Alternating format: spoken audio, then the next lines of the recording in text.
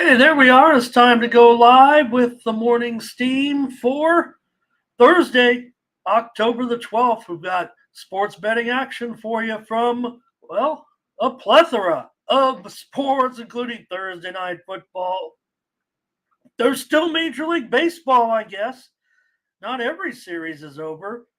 Do we have to rethink things in the major leagues moving forward with this format? Hey, the teams are who they are. If you wanted the Dodgers, the Braves, the why just go back to maybe just four teams like the old days. Don't have a new style of playoffs like we have to have in this generation. Or I don't know, you could maybe do it like uh, English soccer and just have it, we already talked relegation. Just have it ends. You're the champs, you win. The minor leagues, remember when they used to do, I don't think they do this anymore, do they? Remember you took the first half winner and you were in. You win the first half, you're in the championship series, and then you take on the second half team. You take the whole second half of the season off. You're already in the championship. That was always interesting. Hey, good morning, everybody. Welcome to the Morning Steam.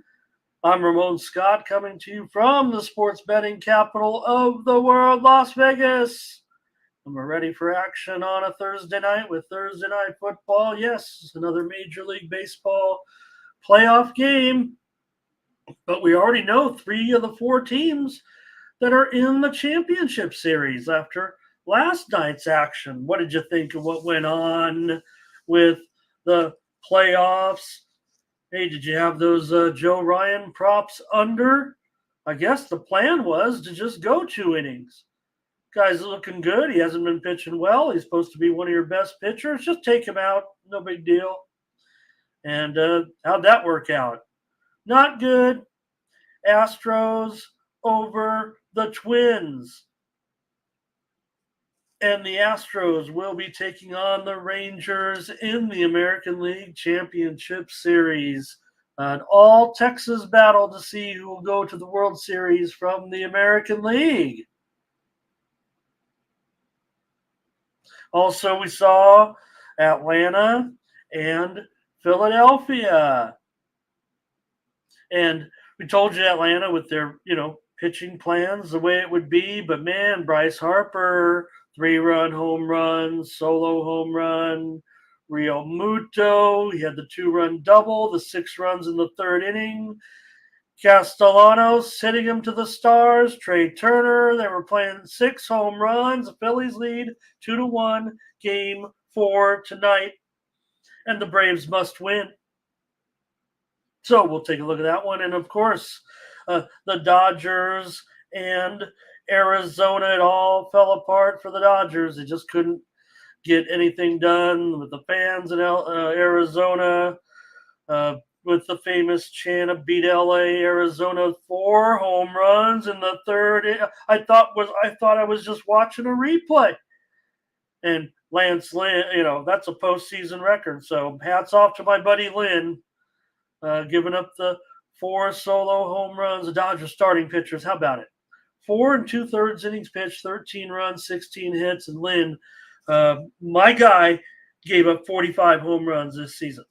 So the Dodgers are done, and Arizona to the National League Championship Series. And they're the team, right? They're the one we're kind of, hey, man, Arizona, maybe they shouldn't be.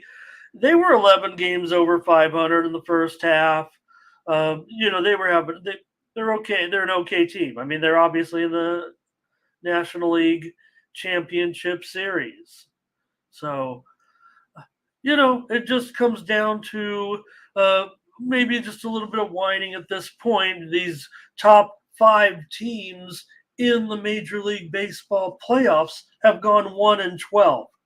As I said yesterday, it's even worse now, right? And the one win was the Atlanta game where they came from way behind. They were probably going to lose. So we're ready to go with the playoffs. And we'll see. Houston right now, the slight favorite to win the World Series and the Rangers are actually second, followed by the Phillies, the Diamondbacks, and the Braves. We got to let that shake down. We'll talk pro football tonight. Broncos and Chiefs. This total is dropping.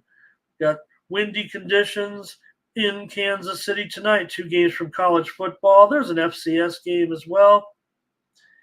And we're headed to the ice with 7 games in the NHL tonight. There is also 8 games in NBA preseason. Well, 7. We got Brooklyn playing Maccabi. So thank you for joining me today here. And I'll say hello to some folks before we get started with the previews, the picks on the show today. Blake was here to open the doors. Hello to Dwight, and Thomas Lewis is here today as well, talking some of that college football from last night. Well, we had the games right here on the show, but not necessarily in premium land. UTEP, we did have UTEP FIU game under was a winner. We also had Sam and the Aggies to go under. That was a winner as well. But premium land, just a couple of winners yesterday. Going to have to clean that up a little bit. Colorado and the Kings went over, and we had Arizona over the Dodgers. Solo here today as well. Nice to have Solo here, ready to get back on the winning track. Now we gave out the Kings and the Lakers under. We had some other winners here. Houston, Minnesota under. Atlanta, Phillies over. So a few winners on the show anyway. And, in those college games, they weren't thrilling, were they? With UTEP and FIU.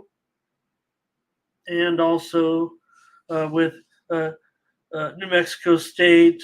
Sam couldn't even get in on the back end. So 2 games tonight, like I said, SMU, East Carolina, West Virginia, and Houston. So we got a, array of games here today. All right, get over to Tony'sPicks.com. I want to see who was winning yesterday at Tony'sPicks.com. Take a look.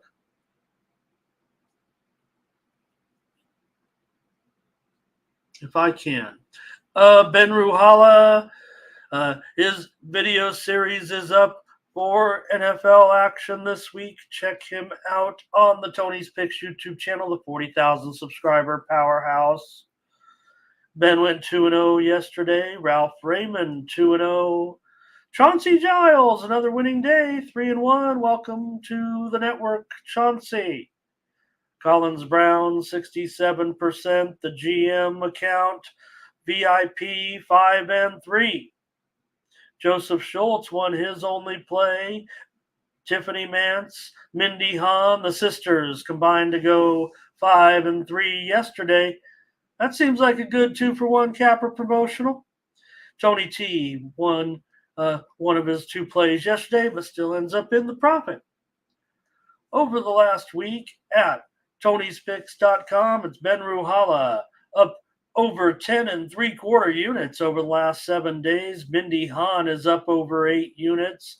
Hollywood Sam plus 681. Joseph Schultz clicking in at 67%, and Chauncey Giles has arrived with a winning week.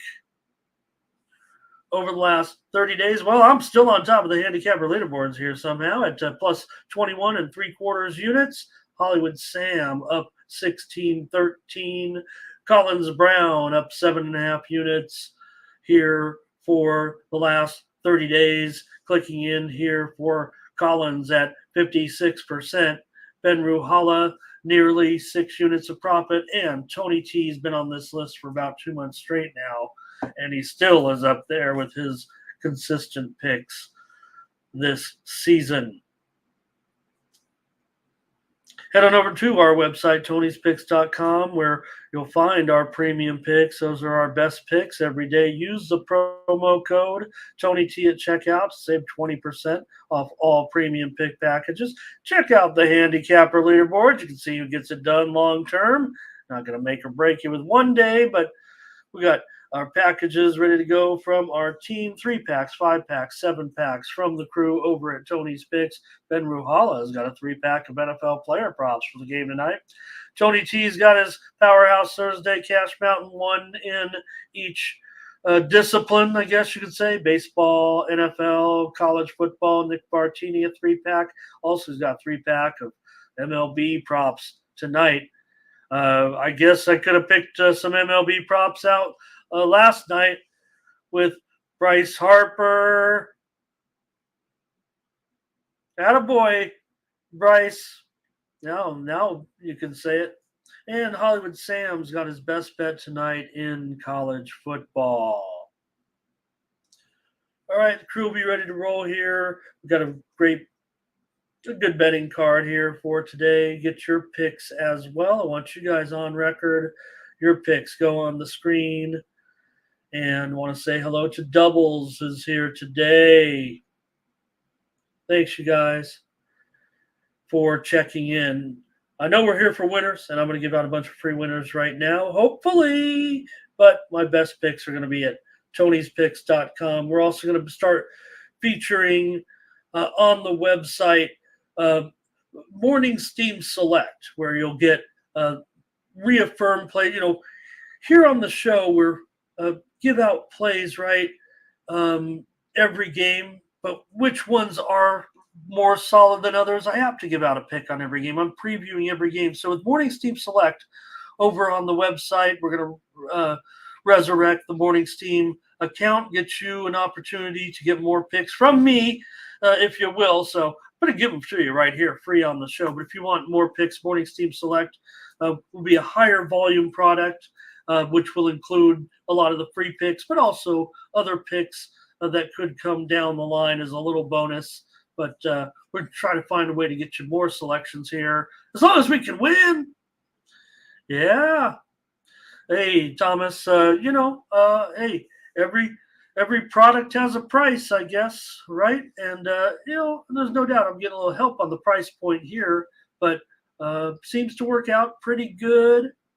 And we're not here to talk about me and that. That's for you guys to decide. I'm here for you. I'm going to keep making, free sports picks, trying to show you if I'm any good or not. Of course, I don't know. I think that's why you're here. You're not necessarily here for too much entertainment. And we just get you those picks. So maybe we should get started on the show. Hello to all my friends and regulars joining us on YouTube, Twitter, and on my Facebook page. And hello to Jimmy as well. All right. Yeah, and that's what we're going to do, Thomas. We're just lower price point on some of the packages, but they'll be on Morning Steam Select. Appreciate everybody for coming in. All right. Let's get started on the show here. I don't know which direction you guys want to go, but I'm going to pick and choose. And we're going to start with Major League Baseball because that's the big playoff game, and this is, after all, the only series left, I should say, of the division series left. And that it goes so fast when you got a 3 out of 5, right? I have the solution. I gave it to you. You got to shorten the regular season, of course. It's too long. Everybody knows that. And you got to get these playoffs fired up as soon as you can because these other sports get so hot and heavy, right? Oh, baseball, hockey, I get it, but let's get into it. We don't need Mr. November. All right, we used to be done. We'd be done, almost done by now. Back in the day. All right, here we go. Phillies. Ray came in with it. He's got the first pick. It looks like here of the day with Phillies to finish off the Braves today. Well, I guess I could just chalk it off and move forward. But there's a lot more to it than that when you're considering. Look, Atlanta's had success against Philadelphia in Philadelphia in the regular season, some postseason, right? So, but the momentum right now, I think, is kind of what Ray is saying. It just feels so positive, right? And you don't have the Braves starting pitching. We saw it, talked about it. You guys are here with me day in and day out. And Ray, I think it's kind of similar to what all the teams are seeing, right? And I talked about the days off, the bye week, whatever the case may be. Baseball is a game of repetition. I came on at the beginning and said, oh, that's going to help those teams. I would think in baseball that helps. And I'm not so sure that we can chalk it up to that. This 2 years, when you're talking baseball, is such an extremely small sample size when you're just talking 10, 14 games, if that, when you're talking about the postseason. So baseball's probably going to think they need to fix things. Doesn't feel right necessarily. I know some people liked the series where just one team is at home and get it done. I don't know. Cost yourself a gate, another series. I guess the gate doesn't matter anymore if it's all about the TV, but then you screwed that up too. I talked about yesterday how the ratings were down big time. 21% in the wild card round. Again, they didn't have any deciding games. So you got to factor that in. I don't care, 21%. Okay, I'll give them 10%. It was down 11%. And I'm just making up numbers now, but I'm trying to help them out. Anyways, with Atlanta and Philadelphia here, Strider 4-1 record with a 3.69 ERA in his last 5 starts. Suarez, Ranger Suarez, a 2-0 record with a 4.71 ERA in his last 4 starts. Philadelphia 14-9 with Suarez this season. Suarez has pitched in the postseason before with tremendous success. He has 4 postseason starts, 6 appearances, a 0.98 ERA, and a 2-0 record. And Ranger Suarez isn't, this is just recent. It's just within the last, Phillies obviously had some success of late. They've won. I'm talking about in the postseason. They're in the playoffs, obviously, the second year in a row. And they've won 12 of their last 16 games right now. I mean, we know it was a long time, just about last year's, and this year that Suarez has done a nice job. I mean, we know it was a long drought for Philly before last year, but just a success that they had. And Double says, don't forget. And what about the fact, don't be playing day games on a Tuesday, right? Don't worry, right? Don't go up. Don't try not to go up against the NFL. You just put your games on at night, stuff them all into the night games, overlap them a little bit. Maybe you started at 5 Eastern. I know some of them did, but it didn't do Tampa Bay any favors, right? One of the great things about the postseason and the difference maybe between, look, we all agree, Tampa Bay, wow, they're always great. They're really good every year, right? Yeah, the American League East fizzled in the playoffs with the worst record. Maybe they were the worst division after all, who knows? But the team, like the Phillies and their little upset bid here, if you can really call it that now. I mean, like I said, I had been talking the Phillies lineup to the extent of getting a little bit of pullback from you guys a little bit, but now look at them, right? And the big difference between something like you're seeing last night, where all that momentum, every inning, every third strike, every third 2-strike pitch or 2 outs and runners, everybody's on their feet and screaming. It wasn't happening in Tampa Bay. Okay, 14,000 are doing it. Not the same as having a complete surrounded stadium just going nuts. Blake says, take the Phillies here on the run line. Jimmy's giving out the Braves. He's also going to give out his college football here, so he's on record there. And Solo says Braves or pass. Solo, this is a playoff game. We can't pass. Before landing on it, Tony's here and, just trying to get some traction, be a public capper, right? He'll say, why do you do it? Hey, you're trying to get famous with my 36 viewers. But one of my concepts was never pass sports. Just pick every game. That's what we do here on the Tony's Picks YouTube channel. why not? We're looking at every game. I don't want to waste all my. Yeah, I'm going to tell you if it's close. Anyways, what do you guys have in this one? I'm ready to give you my pick here in this one. I'm going to go to the total. Strider here has gone over in 4 of his last 6 starts, and Atlanta's gone over in 14 of their last 19. Phillies have gone 4-2-1 to the over of late. So I'm going to be going over as well. Fernando's going to lay the 1.5 here, it looks like, with Atlanta today. And I'm going to take the over in this one. Let me see. I have it on screen right here, but I think I said 8.5 over 20. I just want to make sure. Look at this. It's gone down. There even was some openers at 9 under. So this one continues to go down. This right now, I'm showing a lot of 8.5s out there, but I'm even showing one pretty sharp offshore book at 9.5 under, at 8.5 under 15. Let me take a look market wide and see what we're dealing with here. I didn't realize there was a little bit of a move here towards the under. Oh, in fact, this thing might be getting steamed a little bit because I'm showing some books still hanging out at 8.5, but they're definitely, the general opener, 8.5 over 20. I did see a 9 under juiced up. So give me an over in this one. I'm definitely hitting the, despite my baseball woe there, total's a little bit more solid here at this point, as usual. But I'm going to take the over here in this one. Thomas says Atlanta's swinging for the fences. M. Look says the Phillies are hot.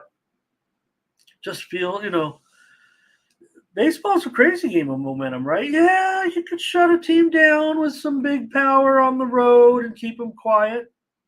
But it just feels, when you take a 6-1 lead early, like the Phillies were, right? Okay, did anybody in the chat, think what were they at that point down 6-1? I think they were giving, Atlanta's a pretty big number, I saw 14-1, then it was 25, about 14-1 or so, I think is what it went from 7-1 to 14-1 after that home run. I know that. So, all right, guys, my pick is going to be on the over in the game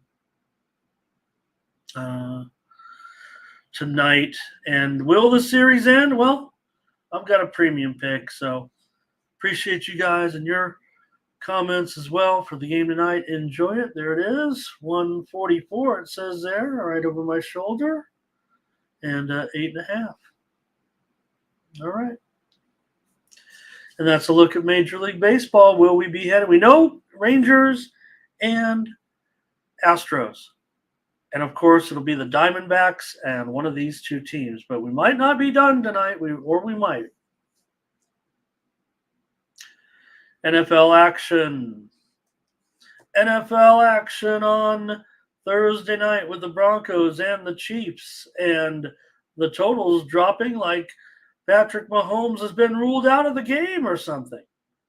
It's actually some windy weather conditions that are leading to this total going under. Does the wind blow the ball around when the ball is thrown in the air? Apparently that's the way it is, but is that really going to happen here in a game that is expected to be lopsided like this? Now, we can make fun of the Broncos and their 18-game losing streak against the Chiefs. Did I say it? 17, 18, what is 18, I think. But they've actually been a little bit competitive in the last 3 games, I'd say. Competitive. Dwight will take Kansas City. I imagine Dwight's just suggesting this on the money line, or is he giving it out? Here is a big. I'm just teasing you, Dwight. I'm sure you're going to lay the points here, right? It is 10.5 right now. That total 47. Open as high as 52. Maybe the general opener was 51.5 or 51. Fernando says still take it under. Thomas says this is going too low. I've got to tease this one up. Now, do I don't know. I'm kind of new. Well, did the show with Mindy for a year. We're doing the. Am I supposed to say the trends every week? They're new viewers, right? Am I supposed to go into all the prime time unders with Thursday night games, uh, and all that? Hot boy, where you been? Nice to see you. He wants Denver plus the points.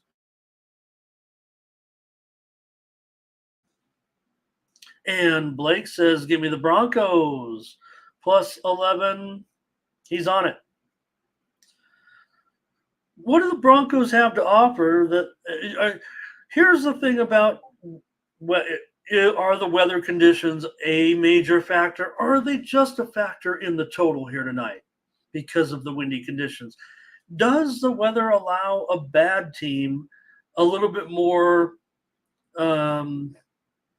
Will there be more variant or more, randomness to a bad weather game that could help? Or does it kind of exploit bad teams? There's no doubt Denver's bad. We say, try to you're not going to throw out the 70-point awful, but there is a way. A lot of people in power ratings, where you put a cap on something, right? You say, well, 70, or sometimes you take off the widest one. There's different ways to look at it. Denver has the worst defense. Even if you tried to dial back that game against Miami a little bit. Thomas says Denver playing does that mean they are starting to play some defense? I think I just feel like they're the worst defense in the league. Maybe it's just statistically. Double says, give me the over 47. And is there, oh, wow, what an interesting proposition. An ATD KCD. I think I might invent something here. He's got an ATD KCD TD. Let's do it again. He's got an ATD KCD TD. Kelce questionable. And it does not look great for Kelce. And if anything, right, if you look into, if you are banged up a little bit, supposed to win this game handily, right? He is such that type of competitor. He's really one that's very tough to get off the field. Ankle injuries, you can deal with those, especially kind of at the tight end position a little bit. It does limit you and some, cutting and things like that tight ends need to do. But sometimes also tight end, you run down, turn around, catch the ball, hit the ground. But you might not need a Travis Kelce here. The way this is the NFL, you need everybody. You're an 11-point favorite. I get it.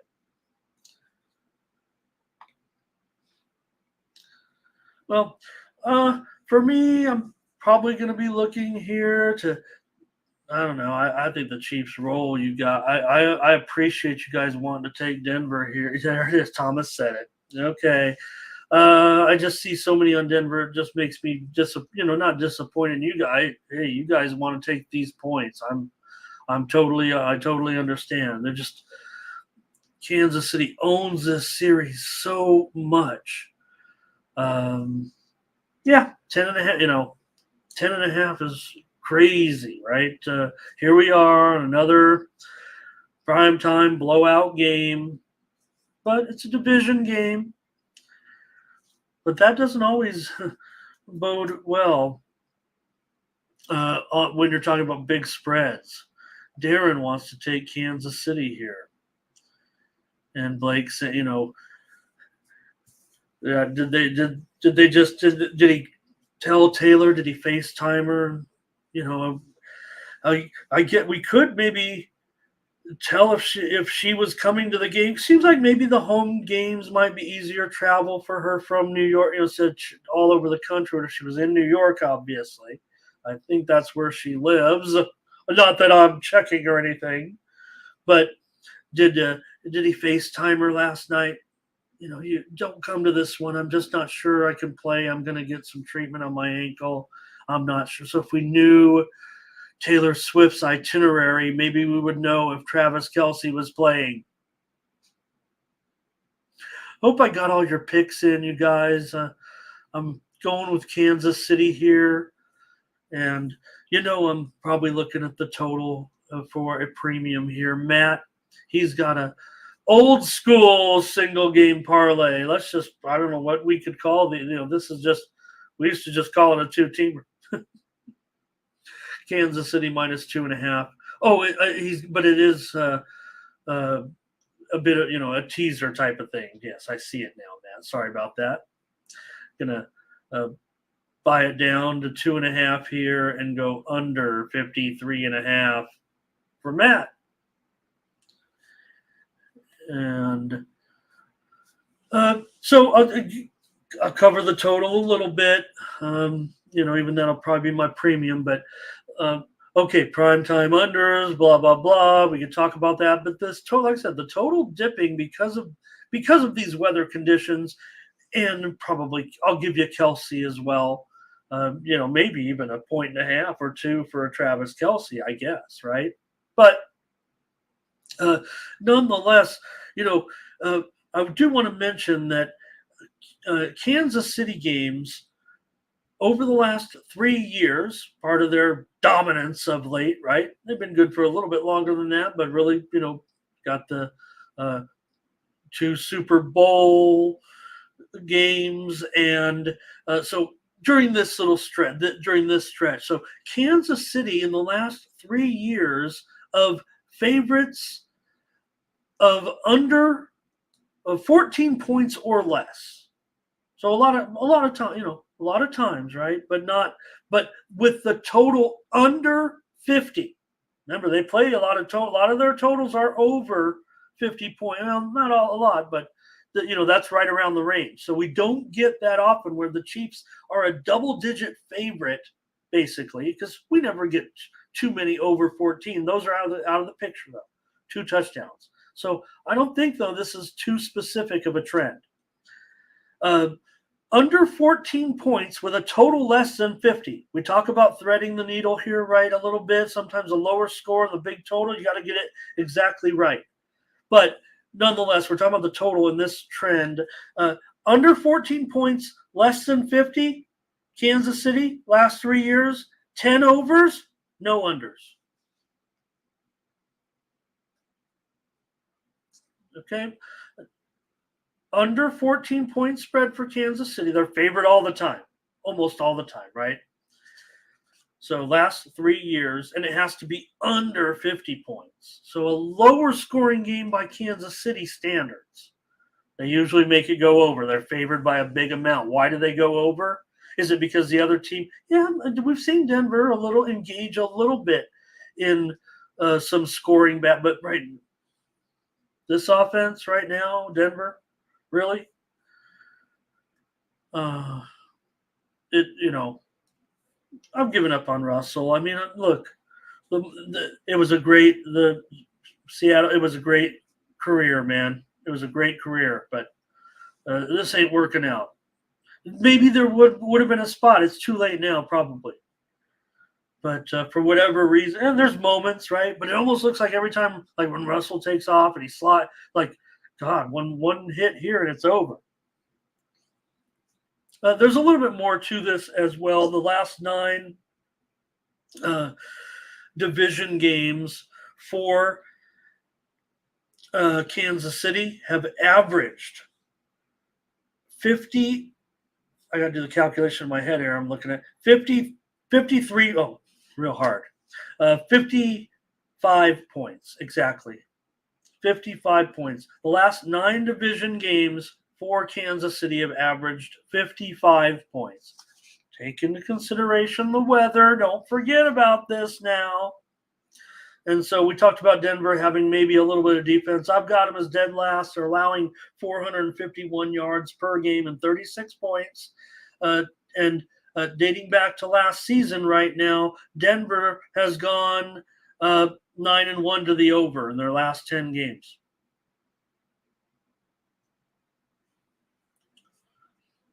So Denver also allowed 31 points to who? The Jets. The Jets, you guys, the Jets with Wilson. The other Wilson. All right. So, anyways, this is a name the score game, and it's only a matter, I'm supposed to be here to deter the human algorithm. That's my specialty, right? Anybody can walk out there and pick a bunch of favorites. Say, I guess I can too, but I guess, or I can't. But, anyways, one more here for you. We talk about the, primetime unders, but Thursday night big home favorites of 7 points or more, and with a total that's over 41ish, right? Because sometimes these over 41, over 41. Some of these primetime games are a little bit lower than that because it's kind of expected that way. But this one, the last 17 games, a big home favorite, 7 points or more with a total over 41, 14-3 to the over. So you remember, we get a lot of close games. There's usually closely rated games. It's actually hard to get double-digit favorites on some of these Thursday nighters. So, all right. Well, I'm not giving out my pick here on that. I'm giving out the Chiefs in this one. And, hey, Denver can save the day, but they've got a coach right now, right? This was from Peyton picking his spots. Did he pick the right spot? And now the pressure's on, right, where he's having to defend himself. They gave this guy a huge contract, and he needs a vote of confidence. These guys are, these owners are a little bit new. I guess they don't quite know. I'm sure they're fine business people. Not me to criticize what. Hey, I'm working on trying to buy the Chargers, okay, and judging by last night, it's going to take a little longer than I thought. But that's not the you don't give the coach the huge, one of the biggest contracts and then need a vote of confidence in week 6. Oh, Matt says it's Denver's Super Bowl. That's sad. Solo's faded Russell Wilson like he's been out, And I don't know. If I'm supposed to bring a little bit of entertainment to keep you here, Russell,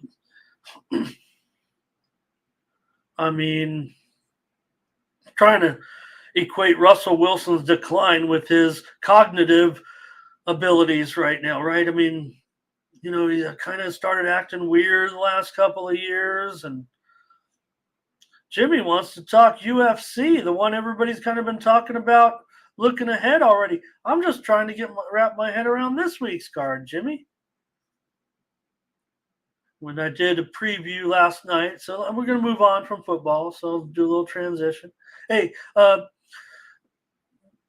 Jimmy asking about a little bit of UFC in advance. I'm not going to cover that too much, Jimmy, but not everyone knows, but not here on the Tony's Picks channel. I know Tony doesn't mind. He's talked about this very popular podcast and it's one of my channels. So I do host a podcast with one of the best MMA handicappers each week. So you can just find it on YouTube. I won't talk about it too much. I won't drive any viewers away here, but you guys know my name. You can type it into YouTube and type in MMA and stuff like that. And you'll find a podcast each week with free plays from a really hot, usually 2 excellent MMA handicappers.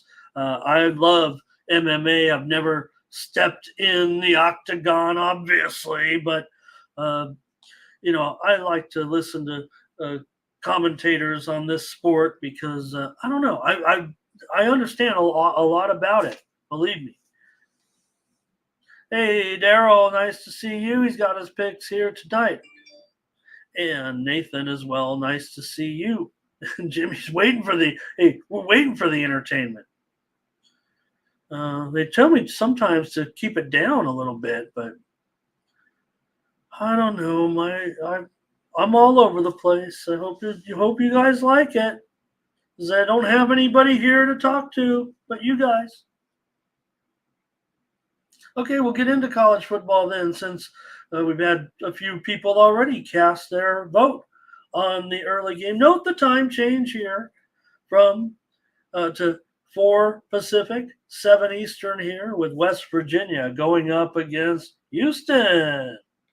Boy, West Virginia is looking, well, let's just call it for what it is right now here. This one has been a bit of a mover. Current line right now is West Virginia, even 2.5 at some spots. I've seen it get as low as 2, but right now 2.5 or so. I guess there could be some 3s out there. Let's check market wide and see what we're dealing with here. And well, I think there's a little bit of a split between the 2.5s and 3s right now, with West Virginia favored here on the road. They come in with a 4-1 record, and Houston, meanwhile, I'll call it an un-Houston-like 2-3 at this at this point. For West Virginia, they've won now 4 straight after that loss to Penn State. Remember, they lost that one 38-15. West Virginia off to a 2-0 start so far in conference, beating Texas Tech by 7. They beat TCU by 3. So, well, they pretty, short favorite here. This one I opened at 4.5 when we were on the opening line show here on the Tony's Picks YouTube channel last Sunday at 2 p.m. Eastern and 11 a.m. Pacific, and the line was already moving towards Houston. Houston allowed just 14 and 7 points in their 2 victories, but the 2 games that they lost, they gave up big time points, and they're an underdog here. They gave up 49, 43, 36, and they're supposed to lose this game. Now, the total has dropped. When we were on the air on Sunday, it opened 54.5, was immediately bet down to 52. Now we're down to 49.5. I'm even showing 49, and I'm going to update it to 49, because if this is a tell, when I give myself the toughest line to beat, we'll be looking to the under in the game tonight between West Virginia and Houston, in my mind. Here comes some of your picks already. Let's take a look. Thomas Lewis says West Virginia. And Blake says West Virginia. They haven't been a great road favorite, that's for sure, but this is a short number. And West Virginia, not great since they've come over here, but they are 2-0 against the spread so far 2-0 straight up and against the spread in these conference games so far. What site did I say, Thomas? Give it to me again and I'll say it. I'm sorry. I'm not even thinking about what we're talking about. What site was I talking? What was I talking about? Okay, Thomas says go under in this one. Is it with me? Nathan says yes, West Virginia. These are the type of plays where I'm going to be with our new Morning Steam product, Morning Steam Select, where the chat totally agrees. That's going to be one of the plays, right? Probably not going to give out 20 plays on that serve. We're going to try to make big packages. On the MMA. Thomas, I just saying on YouTube, I host an MMA podcast, and if you typed in like my name and maybe MMA and picks. I think it'll come up as a YouTube video each week. So appreciate that. I did it last night with my podcast partner, and that's my coverage. I do sell premium packages MMA here, but I'm not skilled enough really in the now you're toying with me, Thomas. But I'm not even though I have watched probably every single. I don't want to say that but I've watched ever since the inception. Really, like I said, we watched the early ones on videotape, and then they started really cranking when it was.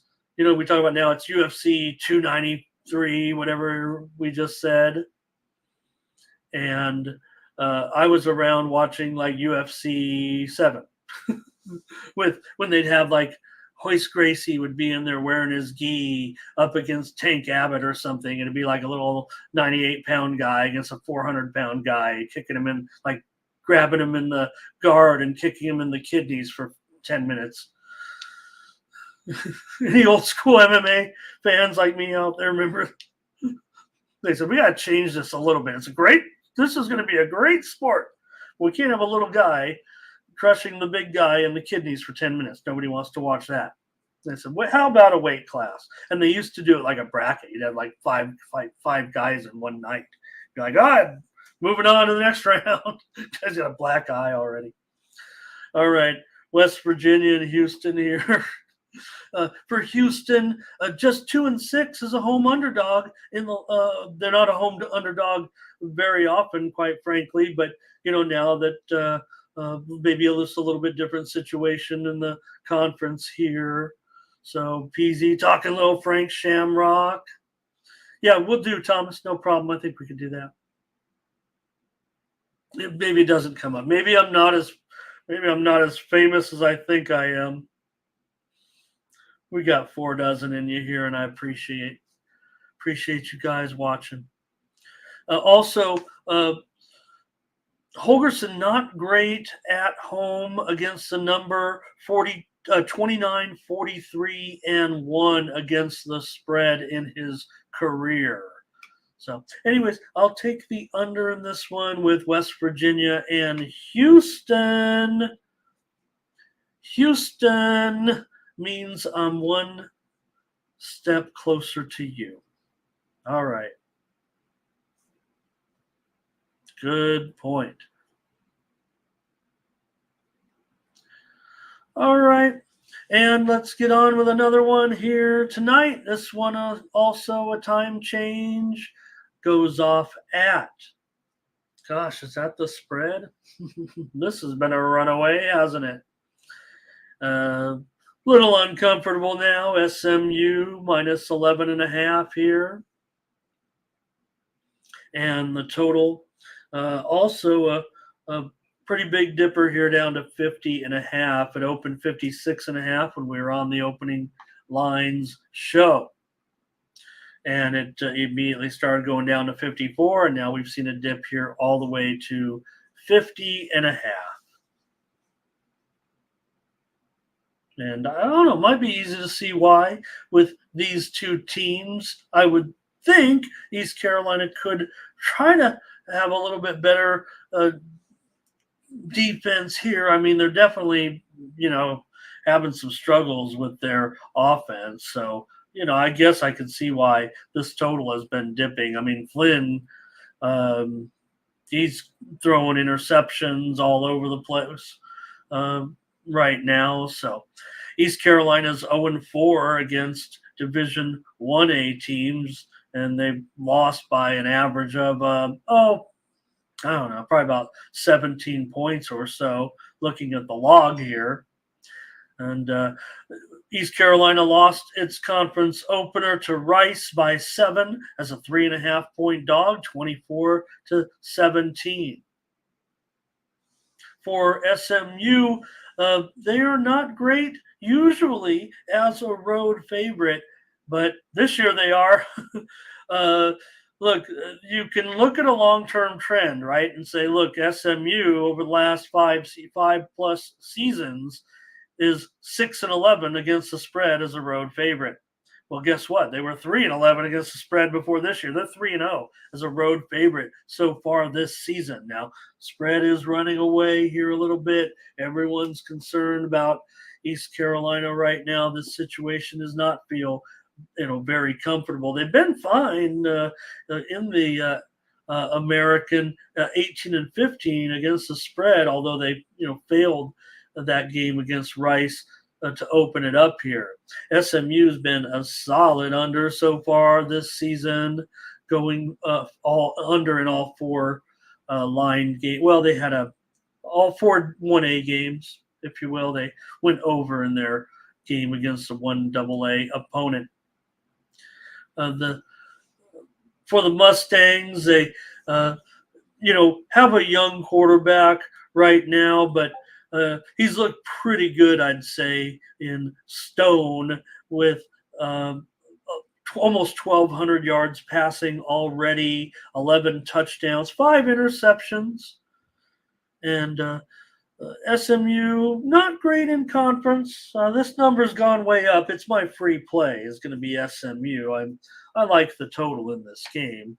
So I'm going to take SMU here for the free play. Would it make the select? It might. If I see some comments from you guys supporting SMU, 11's a lot, I know.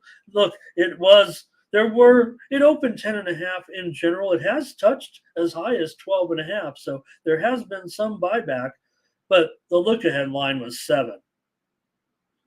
And, no reason to fret like you missed a line or something. That's because that 7 was maybe, before the last results.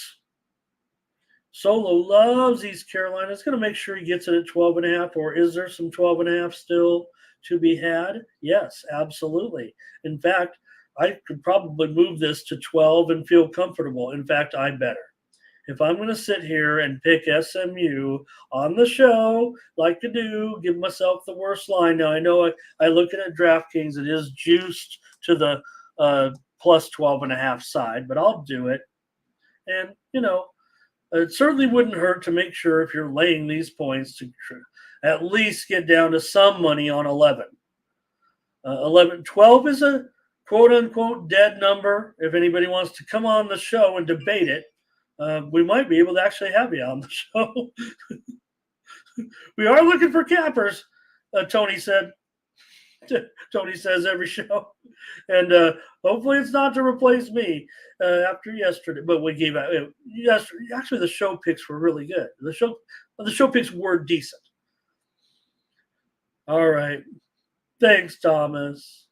I am trying to be funny. I mean, I feel like everyone's got a YouTube show, but we do try to come on first live and try to give you this information as well. So, and nobody wants to sit around with me for 90 minutes. That's proven. Jimmy's on SMU. No wonder I have no friends. Nathan, SMU on the alternative line. He'll lay 15.5 on the road.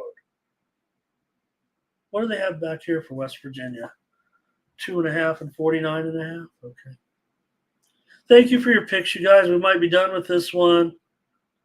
We having fun? Are we having fun yet? You could go crazy talking. It's different. Tony, he's perfect every time. Reads his script, has all the promos down.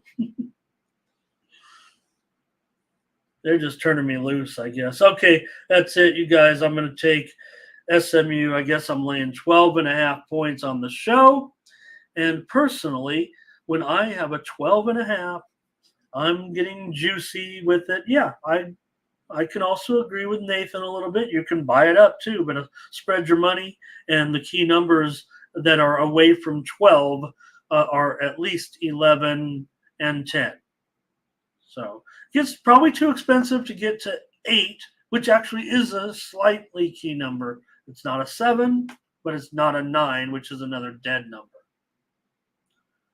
So it can land 9, you guys. It can land 9. It can land 12, especially with 2-point conversion misses. But usually there's a reason why, right? Teams are trying to get within 8, to get within 7 to get within 11. You know how it works. You watch as much football as I do.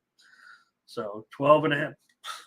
Please, take it down to 11, lay $1.55, whatever it's going to be, and vice versa. We know laying minuses is a headache that you have to overcome.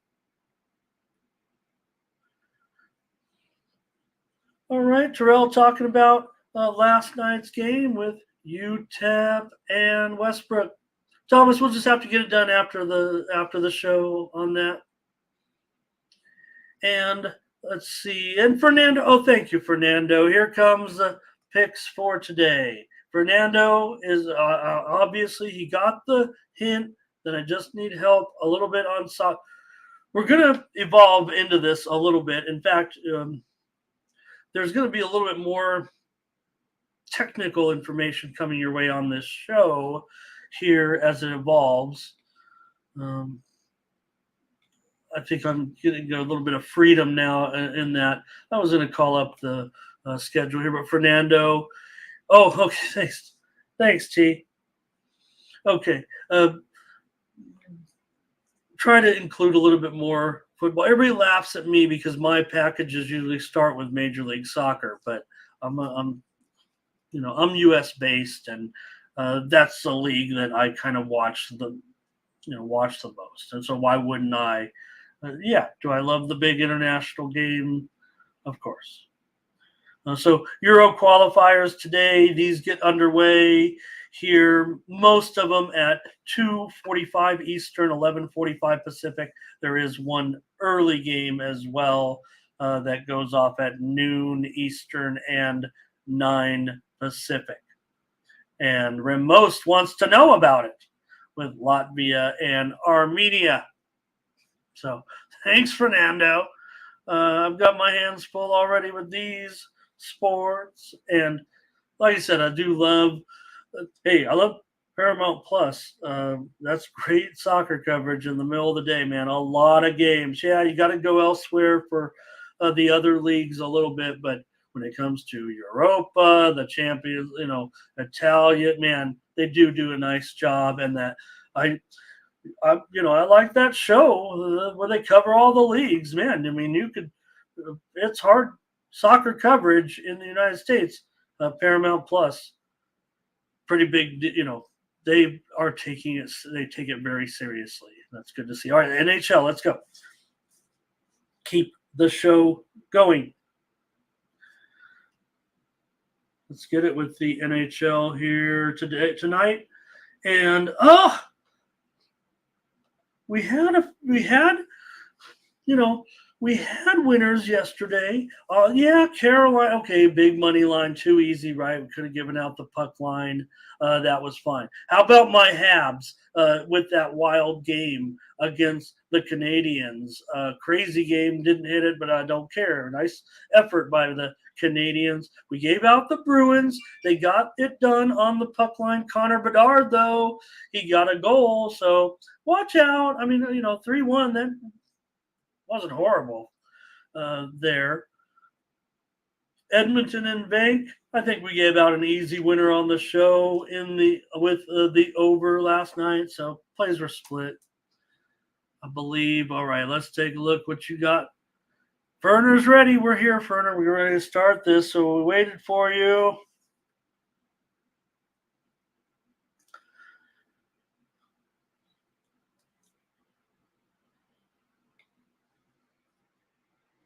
The Philadelphia Flyers are going to be on the road, taking on the Columbus Blue Jackets in this one.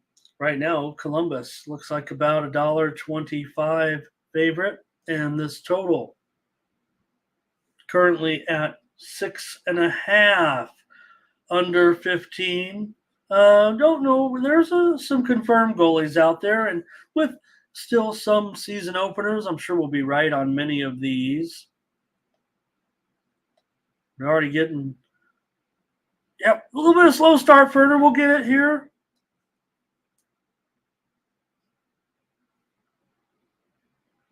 All right, let me catch up here on this a little bit, make sure we're ready to go.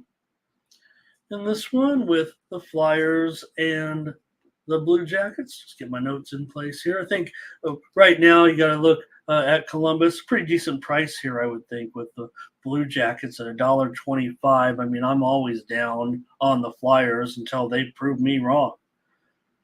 And we're still. I mean, there's been no change in that. It's not necessarily a handicap here. Darren's going to lean Philly. I'm just talking about an overall philosophy for me with the Flyers. I mean, I'm just against them, ready to roll against them already early in the season. I mean, I'm definitely rolling with them here in this one, even though the Flyers did win the last meeting between these two. In fact, they won the last two meetings, both in Philly, but here in Columbus, the Blue Jackets won last season's games here 5-4 and 5-2. So it's been a home team dominated series of late. And with Merzlikins, look, he's going to be obviously in there quite a bit this year. Same for Connor Hart. So Dwight here on Philly puck line, it looks like. Ray Otachi likes the Blue Jackets. This, to me, I like side and total in this game, and maybe I'm hemming and hawing a little bit here, I think, on which one to give out. I'm going to give out the Blue Jackets. This is a this would be part, I guess it is. I mean, we're starting our new product here on the Morning Steam show to try to get you some more, packages here, but you're going to get the play for free right here, and that's going to be Columbus. And, to me, it's like what I'm going to be calling the Morning Steam Select. I like Columbus pretty strong here tonight. I'll be on the total for a premium with my premium account, but I do like the Blue Jackets to win this game tonight against the Flyers at a good price, $1.25 here. I definitely think it a little bit higher right now in my early ratings. Now things are shaking out. We're getting some data points, getting those all crucial data points for everybody. And that's going to be the direction I'm going to be headed here in this, like I said, home dominated series. So I'm going to be taking Columbus. I'm, fading the Flyers every opportunity I get, especially to lay just $1.25 against them. So give me Columbus here tonight in this opener. You guys are on record. Thank you for your picks as well.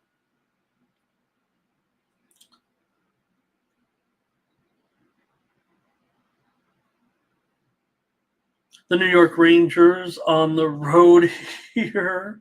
They'll be taking on the Sabres.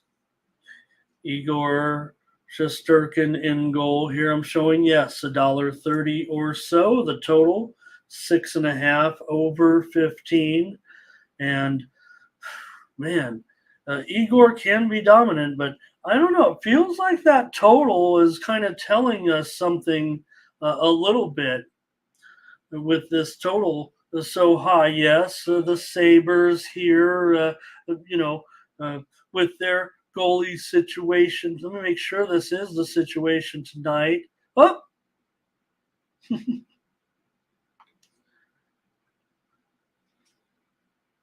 Catch up here on my... Thank you, folks. Here we go.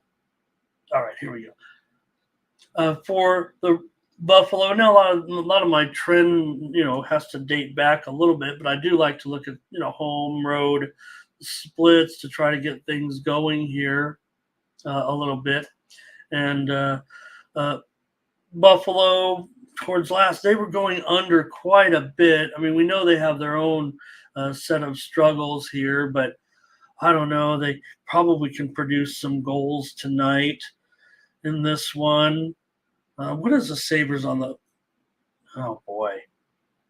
I was going to ask what the Sabres were on the puck line. I'm not going to get involved there.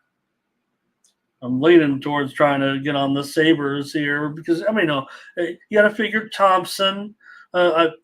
Thompson, I would think for the Saber, would be pretty good here. Uh, but man, the Rangers, you got to figure Wheeler, Panarin, some of the other guys that could stand out here in this type of matchup.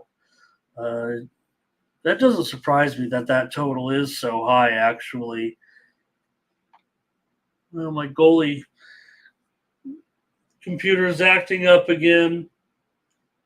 Just want to make sure it's Devon Levy. Yeah, I think it is here. And if that's the case, I'm gonna try Buffalo. I'm gonna try Buffalo in this game as an underdog here. I know what we're in for. I understand the Rangers are favored. Only $1.30. I don't know. It almost kind of feels kind of sharp to a certain extent. Looking at it, the Sharps, they really haven't been too active in this game, in my opinion. Remember, sharp betting is speculative. You don't really know. You can look at the splits. You can try to interpret. I'm no better than anybody else at that. There are guys doing the whole show of. I love listening to that. Believe me, I'm trying. When I'm talking about the Sharps, that's my job, but just still an interpretation, right? And it has to do with where the bookmaker's setting the line, and how the line has moved, right? And the perception of the team. Everybody knows the Rangers are going to be better than the Sabres. Darren's going to take the Rangers here and the under. Okay, Darren, you are going to take the under. Okay.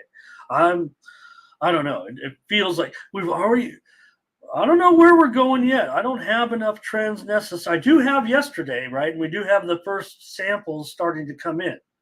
I was going to wait, but why not here? I don't want to scare Darren.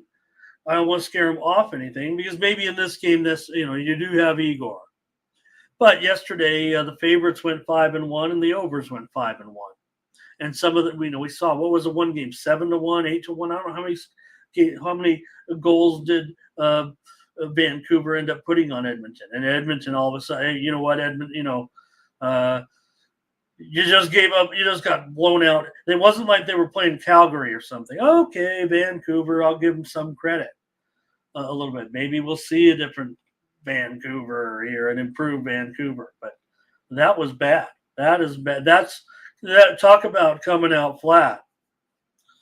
So, all right. I'm going to take the Sabres here. Rays on the Rangers. I know I'm alone here. So this one probably doesn't make the Morning Steam select because you guys are on the Rangers. It's kind of like a consensus now between the chat and myself, and I'll be putting some other bonuses in there too. You're going to get high volume product there, but all right. So for me, the Sabres in this one, and I think you see it.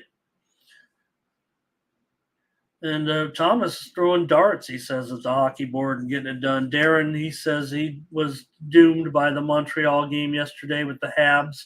Like I said, the Habs showed up. Yeah, I know I gave out the Leafs yesterday. In fact, I thought maybe that it would be a low-scoring game, but it wasn't, and they all were high-scoring. So, for an under guy like me, starting off with a little bit of a slow start here, but, I'm looking at some unders. This one, I don't know if I can look at an under actually in this game. So I'll just leave it at that. And still love you, Darren. All right, here we go. The Red Wings are going to take on the Devils. And we do have, what we got. We got a big favorite here, 250 to start the season. Okay, that's all right. So for the Devils here and the Wings, you have the Red Wings. They weren't covering puck lines like this towards the end of the season last year, but every time these two teams get together, really, it's the road team that kind of wins on the puck line. We have the Devils here at, and maybe it's down to 235 or so. It actually looks like a little bit of a discount. I don't know if it's enough to sway anybody in on the game here necessarily. But the total 6.5 under 15. The total's gone over in 3 of the last 4 meetings between these two teams. For the Devils, you got a guy like Hamilton here could probably get something going. And I would think also Bratt has some good numbers here for the Devils. Larkin, you got to look at him tonight, I would think, for the Red Wings. And, Detroit tailed off as usual the end of last season. I'm sure the Devils can get this puck line minus 1.5 at even money. And, man, could I really play a puck line here? Let's see what's going on here with no, nobody got anything yet here on this thriller. But I think I know where I'm headed here in this one. And, talking up the overs, I'm still going to find my way to unders eventually. I know we're just a third night in, so I guess maybe don't get scared yet. But I don't know, Detroit on the road against these, when they go play these teams, the Metro Division, when they go play the Devils, the Rangers, all those teams, they don't do that well offensively. So I'm going to take the under as my play here. And go under 6.5. I don't know how many I can get up the courage to get my unders out there right now, given what happened last night. But I think here I'm going to try this. I'm going to inch out there a little bit, and we'll see. I don't know if I can dial it back in the premiums. I'm ready to still fire. I mean, I'm up. Check out the handicapper leaderboards at Tony'sPicks.com. Still up, 25 units dating back to January, for even more. But the scoreboard, I let the scoreboard do my record keeping. We're all documented here at Tony'sPicks.com. Just choose NHL on the leaderboard 2.0. I'm up there at the top with the most units won. Since the first of the, I think on last year too, I'm not sure, at least on totals, and we'll go under here as a free play.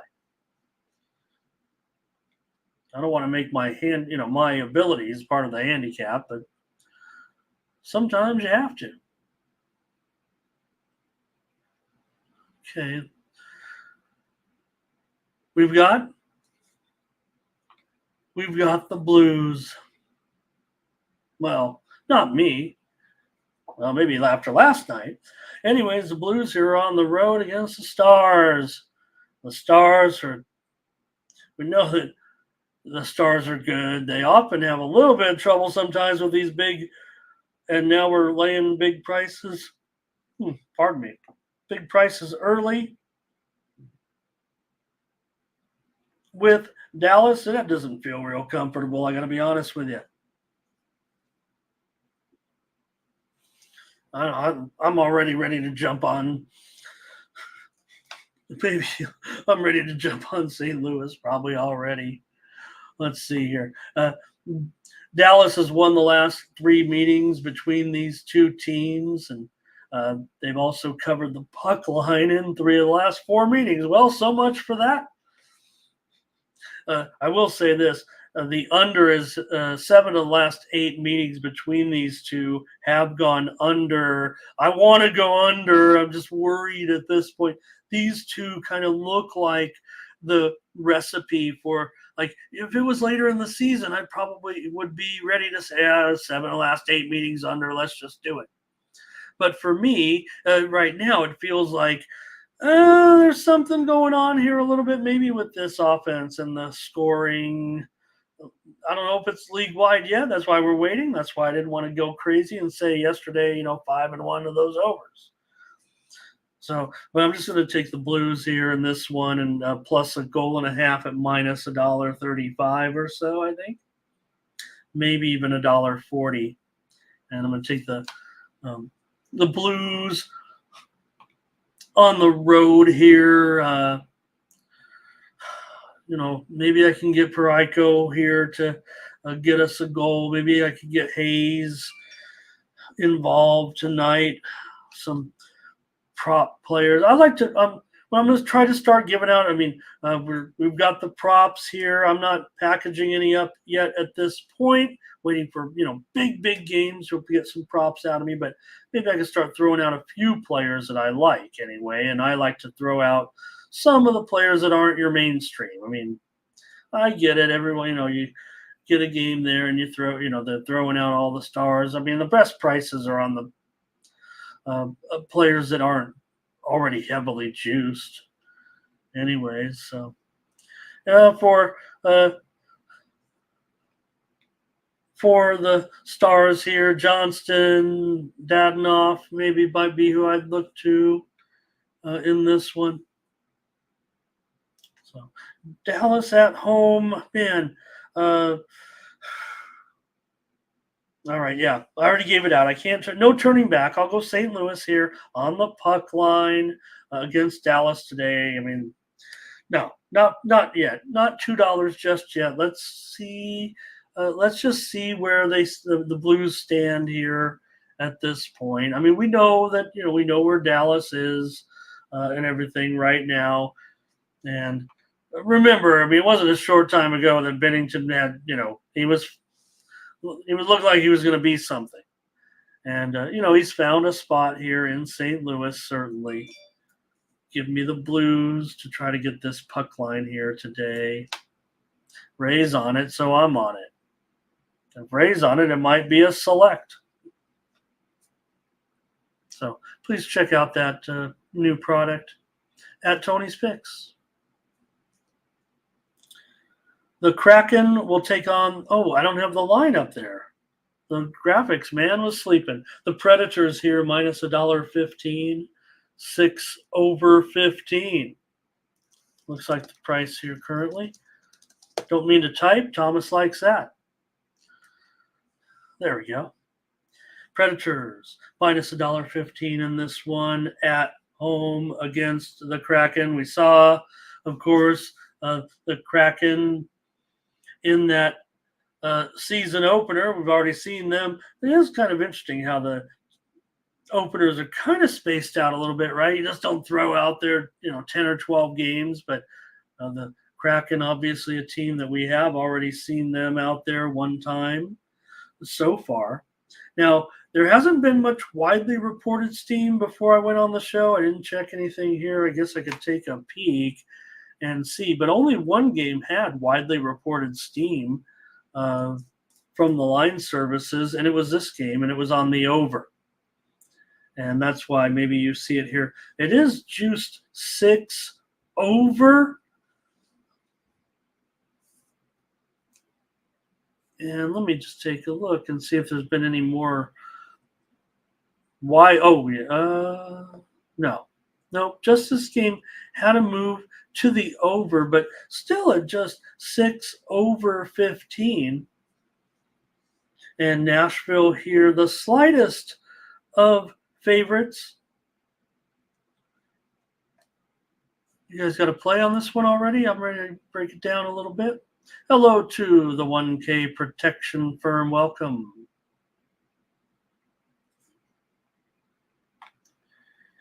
And for me in this one with the Preds, Nashville, they've lost 3 of the last 4 meetings with the Kraken, but we know the Preds do have usually nice home ice. Seattle, even though Nashville's lost 3 of the 4 meetings, they haven't covered any puck lines either. Seattle's covered the puck line in 3 of 4. Nashville pretty decent at covering the puck line at home, but now, I mean, this line's too close, I think, to even get involved with the trends there too much because you're laying a goal and a half at plus 120 for Nashville, which is certainly a great price. Darren took this one all the way up to 7.5 and went under. I got to be honest with you, Darren. I was looking at the under in this game, and the steam kind of took me off of it a little bit. But in hindsight, and I was, if it gets to 6.5, consider me in on the total under. And maybe I'm waiting there. The steam came in on the over. I'm going to give out Nashville as the play here at home. For me, that's what I'm going with. And if it gets to 6.5, juice to the under, I mean, I can buy it up. I'm just talking about the general line so that I can give out a premium. I don't give out a premium and say buy it up. I don't give out a premium and say make sure you buy a half a point to minus 125. That's not what a premium. If someone's yes, do it by all means, but don't do it as the premium. When you are giving out a premium, you have supreme confidence. Yeah, you do want that little bit of insurance if it doesn't cost too much. I do agree with that part of it, but I don't think you should instruct the player to do that. Let them decide. I'm talking from the tout perspective now, but you're giving out the picks, and a premium pick should be an extremely confident pick. You shouldn't have to tell. If I buy a pick and it's given to me at, minus 5.5, and I get there and it's 6.5. Yes, on my own, I'm going to buy it down to 5.5. But my handicapper better be confident, and that's why when we're on the show, I say, give me the worst price on the screen. Then when you show up and it's a better price, then you feel more confident. And I'll take all the losses for the half points. Anyways, I'll take the Predators here in this one. Nashville. This is an interesting spot because a lot of times they go over in these type of closely rated games at home. I don't have too much of a breakdown with the crowd. The sample size obviously still isn't quite large enough for team versus team. Interesting, Ferner. Why isn't that book good for NHL? I'd be curious. Can't have alternate puck lines without putting them in a parlay. Is that it? You have to put. So if I want the Kraken plus 2.5, I can only do it in a parlay. I can't do it like where at Bovada, for example, I can take if I wanted to. Not that I would, but the Kraken plus 2.5 at minus 400. Or something like, and I guess I could see that, but Predators for me tonight. There are some guys on the Kraken right now, Gord, McCann, that maybe they can do something here. All right, give me the Predators here in this one. We'll keep it going. So I still got to get to some college football here. Some NFL football for Sunday. I'm going to preview the early games if you stick around. Try to get this done before the top of the hour. We got to go. Panthers and Wild with Bob in goal here for the Panthers on the road against the Wild. The Wild are minus $1.30, 6.5 under 15 in this one with Minnesota at home. Fleury. I think he is one of the let's see. I don't think I have the confirmed goalies here in this one necessarily. In fact, it could be Gustafsson now I'm seeing. Bobrovsky is confirmed in goal tonight, but could be Gustafsson in there for Minnesota. So for Bobrovsky,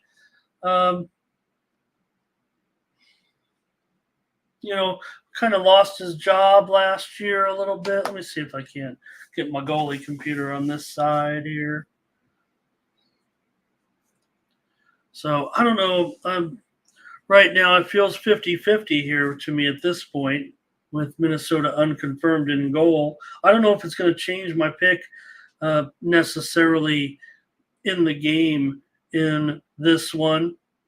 I want the Wild. That's my concern here. I want the Wild, and I mean I don't even know if I'm worried about either Fleury or Gustafson. Actually, I might be making much ado about nothing because it's early in the season, and I was just startled a bit by possibly a different goaltender in there this early. Here, and again, I mean, we try to follow 30, 31, 32 teams, all these leagues, and more on the way. Wild puck line for Ray. I'm on the Wild on the money line at $1.30. Ray's getting plus $1.90 with his puck line play in this one. Florida's won 5 straight meetings between these two teams, but I think I do have that ending here tonight. Florida, they weren't a great underdog towards the end of last season. So 4 of the last 5 meetings between these two have gone over. This, to me, this total stands out probably as way too high. It's just that like I said, I just have these concerns right now. I'm going to have some premiums. We're probably going to have some unders. Maybe this will be one of them. Will I get beat down again by these totals? I hope not. Darren likes the under. I'm just going to take Minnesota on the show here as my play. I'm reserving the total. I mean, I'm only going under here. If I don't, give it out as a premium, I'm probably going to bet the under. I'll just let you guys know. I'll let you know that and make it about that. And to me, I mean, I'm not giving out a double play or anything like that, but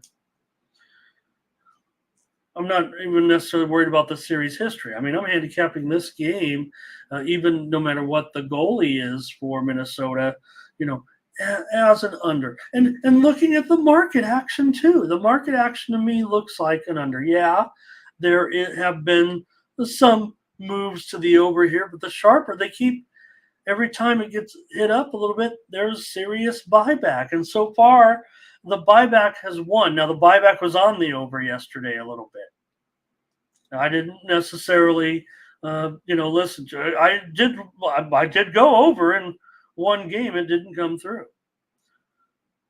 So, okay, give me the Wild in this one on the money line. And believe me, I worked hard on NHL last night because of, having just one premium winner. And I smash NHL. So we got to get it right. And we will. There's going to be some, a little bit of shuffling early, finding what I got going. Or I'll just make something up all right. The last game of the night, and I think we know both goalies in this game here with Logan Thompson. Oh, and let's face it, sure. I mean, we just saw Hill, of course, in that season opener, right? So we got Thompson coming in tonight. Now that I think about it, on that other game where I listed Fleury, and I see the other sites kind of coming in right now, I'm trying to get the rhythm together too, like which sites are reporting first. And, there's no boarding skate yet, so you don't know quite. But sometimes the beat writers have the information. So I would actually say that I do expect Gustafson more so than Fleury. We'll see here. I'm not going to do a Twitter search on the fly. If you guys want to do something, and let me know here. But we're already moved on to the next game. So Thompson, and it will be Capo here for the Sharks.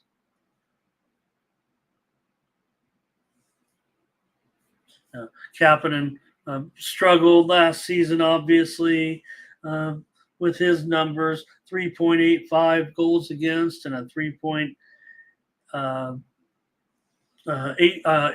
88% save percentage, but he does get the opening night start here for the Sharks.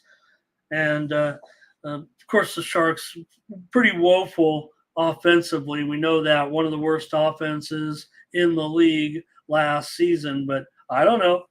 they're getting a pretty big number here from Vegas tonight. And Vegas, I wanted to fade them in that opener with getting the rings and everything. They look terrific. But I don't know if I might want to I might just take the Sharks, figure the Vegas, maybe can the Vegas, will they just roll? Come on, will they roll this season?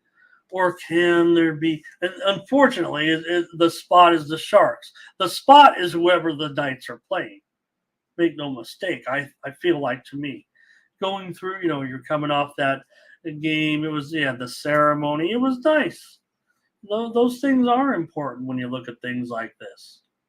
Now, one thing in defense of the Golden Knights bucking that ring ceremony hangover, is that even a thing, right? But Vegas has covered. They've been covering puck lines. Now, this is that last season, playoff. They've been covering puck lines coming off of a home win. Off of a home win, Vegas has been pretty hot covering puck lines. No doubt about it. And they're a huge favorite here tonight. I want the Sharks. I mean, I don't know if I can get off the Sharks here at this point. It's not a great spot at all for San Jose, other than the fact that it's their opener. Maybe they can get, stay within a goal here. Maybe they can, snap one off at the end and keep it close. They have to. I'm going to take them. So Vegas, man, they get off to such fast starts right now, it seems like, don't they? Especially against teams like the Sharks, the division games. But San Jose, at these home games, they can be high scoring, no doubt, for San Jose. But this is another game where these totals are up at 6.5 right now. There's no reason for it other than maybe there is some feeling.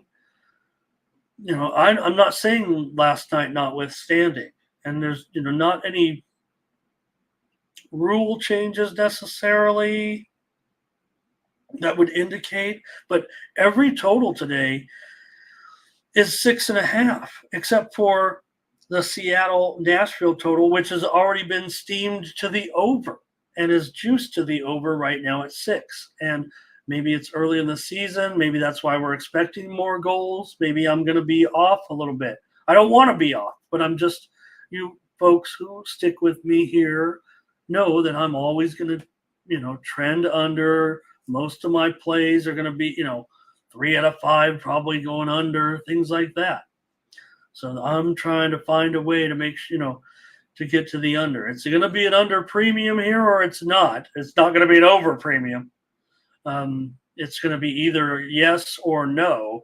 Can I get on this under? And, it's feeling like maybe I could just, with dropping a few totals. We want to be careful here early on and make sure I don't have something wrong, in a league-wide trend situation here, something with the scoring. But, when you got guys, when you've got, Marchessault going on out there, you got a guy like Stevenson who can score right now.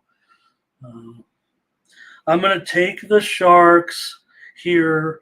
Don't listen to the tone of my voice, and then, hey, if it's an ugly play for you, I can respect that. But I am going to be, no doubt about it, Thomas. I mean, look, you could do work. It's a terrible broad-based strategy to tell someone to just follow the move. You're going to set them on the path to destruction, right? Because you're going to always be laying more than you're supposed to. But the trick is, to follow the juice that still contains some value, and that's subjective, but still, you could do worse than that. That's probably why I've been a bit of a steam chaser. But you got to do some investigating. You just can't click a button because some team got steamed, like some people do. So I think that's the difference. I get lumped in with those guys, but that's not me. You guys know. I mean, I'm coming in here with plenty of dogs like the Sharks. And well, I don't know. In a way, they do look like the sharp side to me tonight. Neil Boyce says take Vegas here, lay 235, or yeah, 235 or so. What do I have it on screen? Darren's on the under. Okay, 235. All right. That does it for all of today's games. Neil says Dallas is going to be his top play there. And you're welcome to stick around. Let me see if I can get anything out of this NBA card. The lines, were unfortunately, and we'll try to bring you some in the Discord. We did give out the under in that Kings-Lakers game yesterday, right? And we give out the Did we give out the Lakers on the show? I should have record keeping. It could be better here. We're going to start doing that with the morning's team report select. I know we gave out the under in the Sacramento Lakers as a winner. We can say that for sure. So let me see here. I've seen these totals come out. Maybe I can recite the lines a little bit here, because actually the totals are not out at a lot of places, and I do have. So let me give you my totals here right now from what I think, and maybe also some selections in NBA. These will just be selections, no real in-depth previews. And again, we're playing mostly spots here, line moves, because even at this point, there's not a whole lot of information. But remember, you talk about following the moves, what Thomas said. This is when you do it, is in preseason. And yeah, you're going to get on the back end. You're just betting preseason. Remember, you're not, slamming these with regular season units here. So we have Washington, the 2-point favorite at home tonight against Charlotte. I've got the total 225 here. I don't have anything here in this one. I have seen a little bit of sharp action come in. Let me also want to check to see if there's been any widely reported steam on this preseason card today. And that would be negative. But yeah, I have seen some movement here with Washington so far. And, I don't do leans, but maybe Washington. Detroit and OKC. In this one, I'm showing OKC a 4.5-point favorite here. And that looks to be probably right on at this point as far. And total will be 226. So take my total, and then you can weigh it again when these totals come out. If you have any totals, let me know and see if I'm hitting these close here, because I don't see any totals, and I'm only following a few books here in the morning.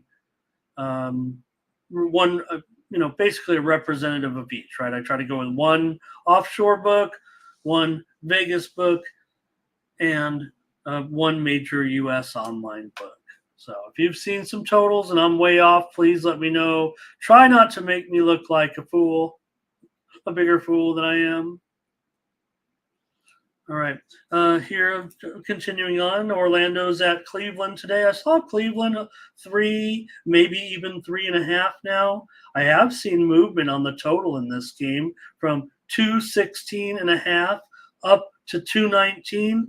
Get on it now.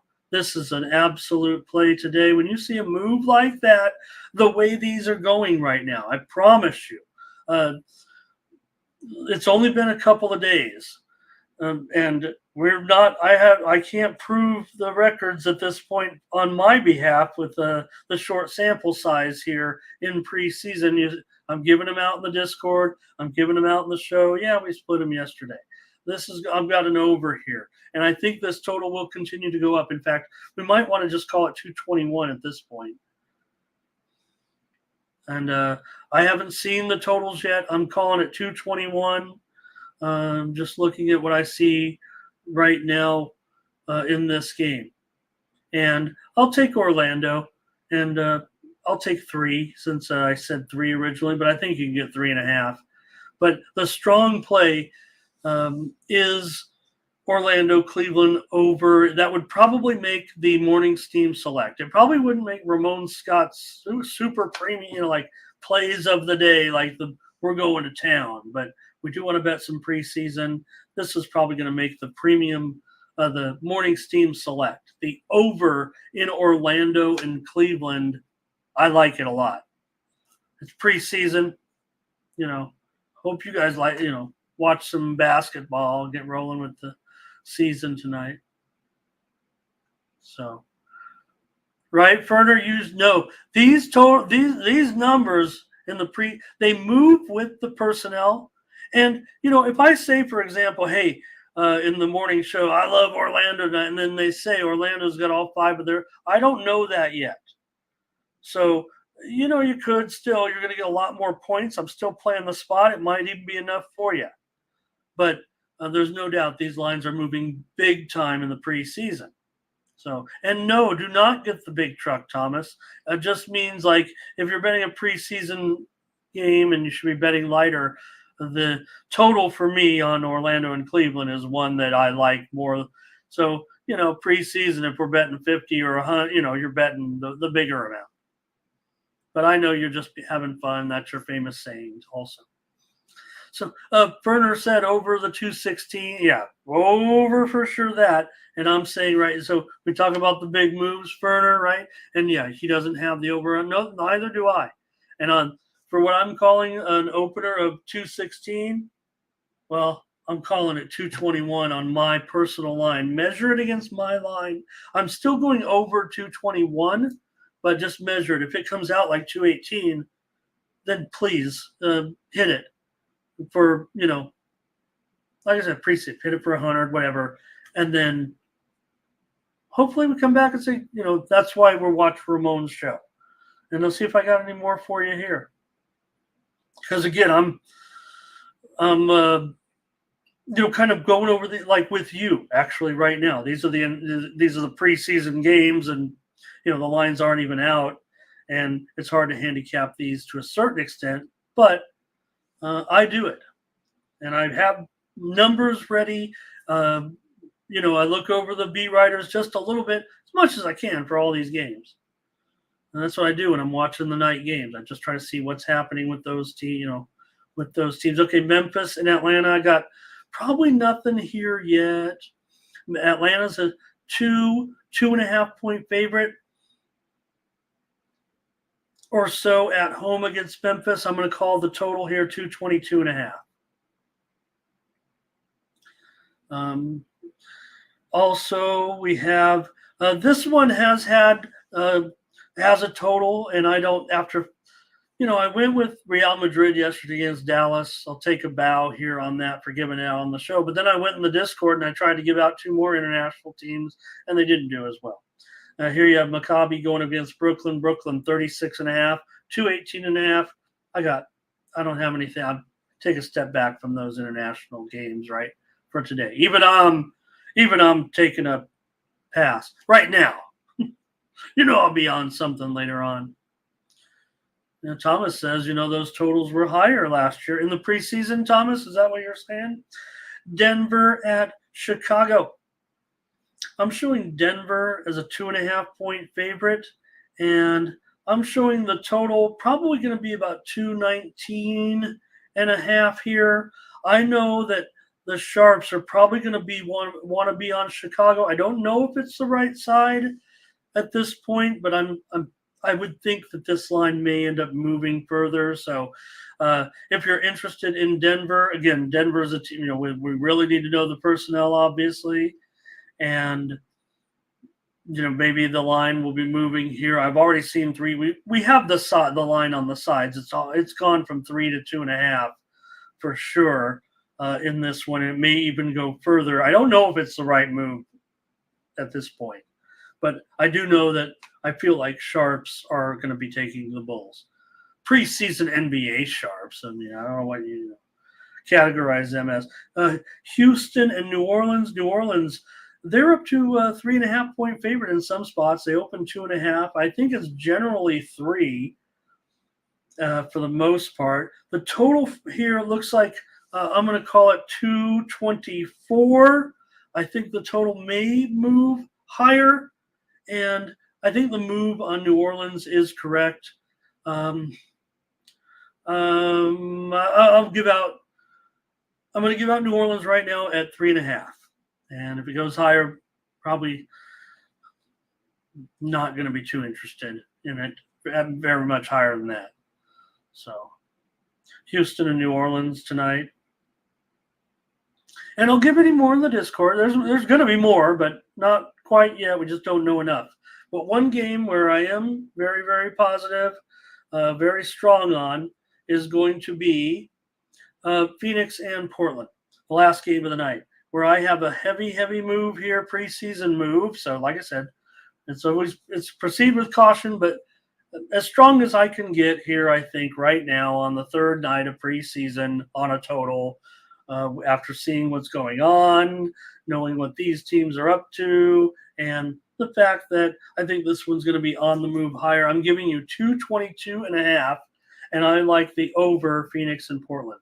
I think this one will go higher than that, and I would suggest getting on it as soon as you see it, if you agree with me, or even if you don't, or if you're taking the over. If you like the under, I believe you can wait, and I believe this one will be moving much higher. I believe this one is going to be that play, that sharp play by the Sharps that are going to move this one. I'm saying 222.5 as a conservative. I don't know what they are. I haven't seen any numbers yet, other than that Rana Maccabi game against Brooklyn. So, if anything, two premium select NBA games would be Orlando, Cleveland over, Phoenix and Portland over, my two favorite games on this preseason card tonight. So we'll just leave it at that. Believe me, I'm still feeling this out right now with preseason, as we all are, but I'm ready to fire.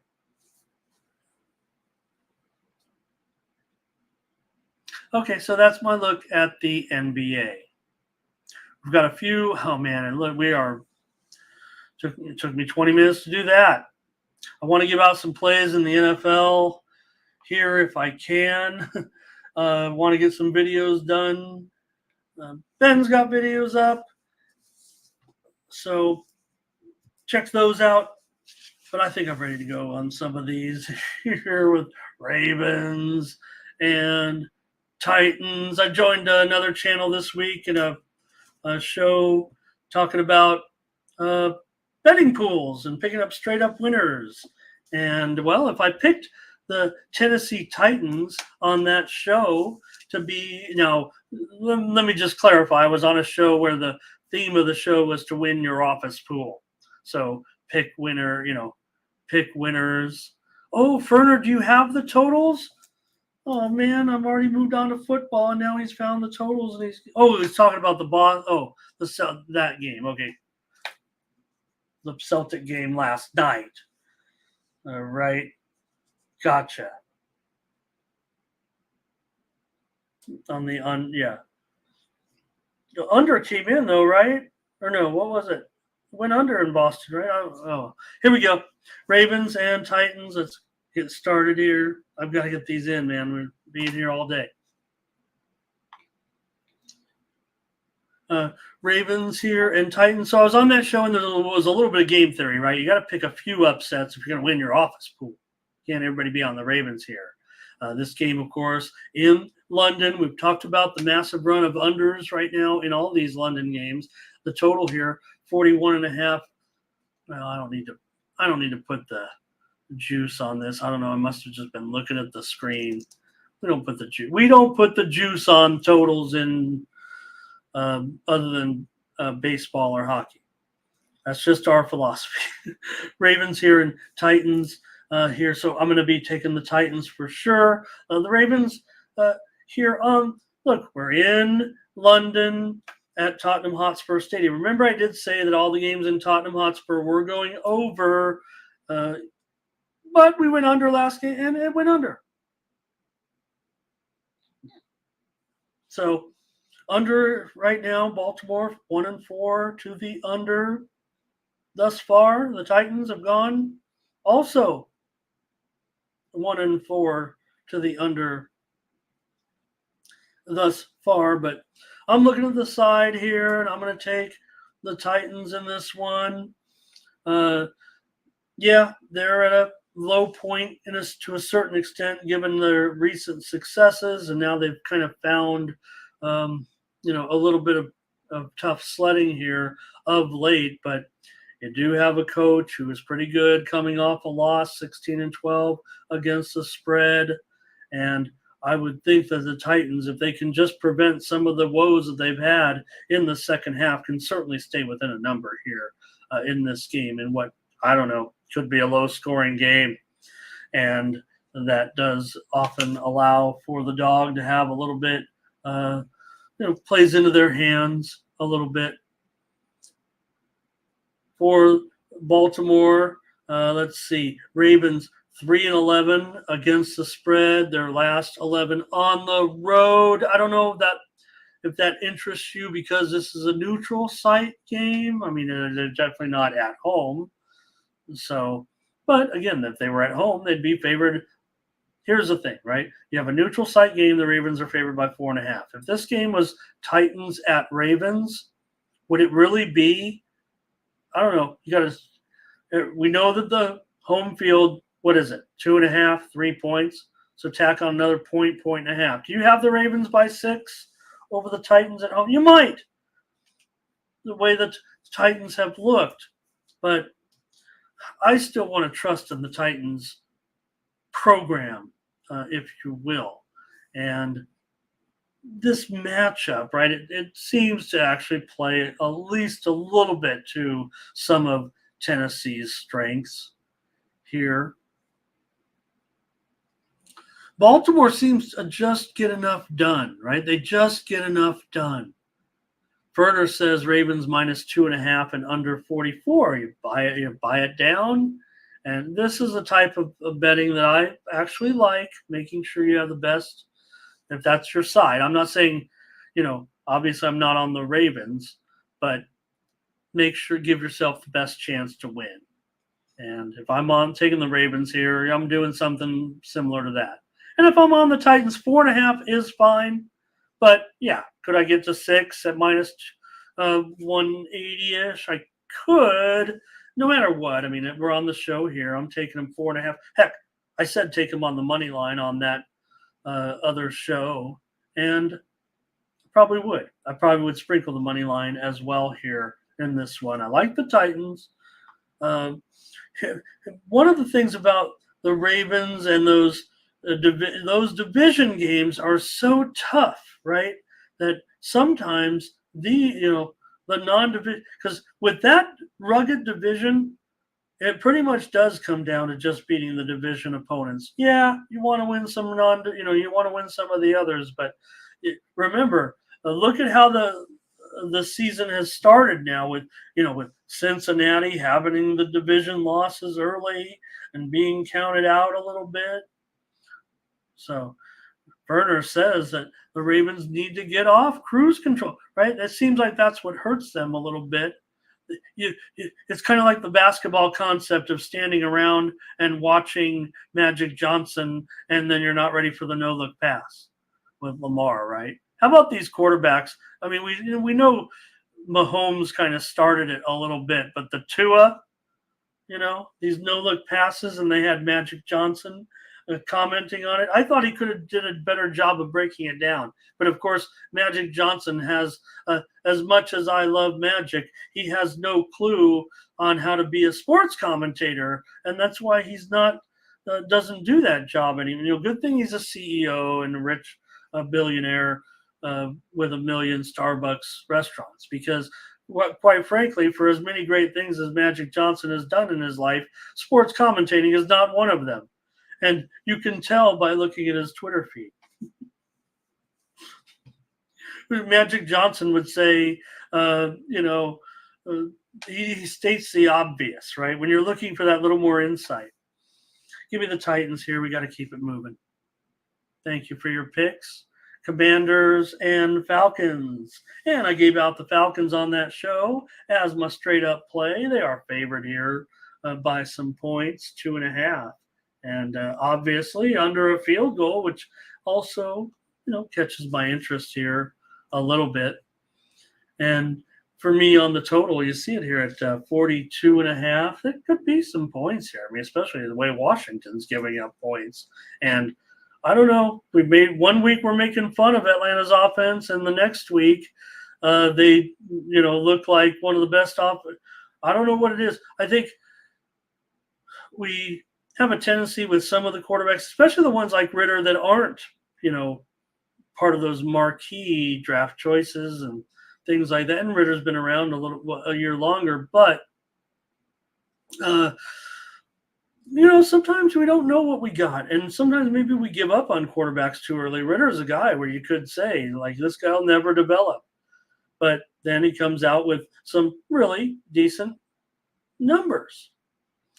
The Washington's given up in the last 4 weeks. They are allowing an average, right now of 36 points a game. That's pretty brutal, actually, and you expect more from, from Washington's defense. They are 2-0 as a road underdog so far this season, and for all those points that they've given up, they scored 30 and 31 points in the last 2 weeks, lost both games. And the last 3 weeks, they've been outscored in the first half 53-20. Now, Atlanta, they've won all 3 home games so far. Now, they've been close, no doubt about it. In fact, they didn't go. Let's see, they won by 14. They won by a point. They won by 2 points.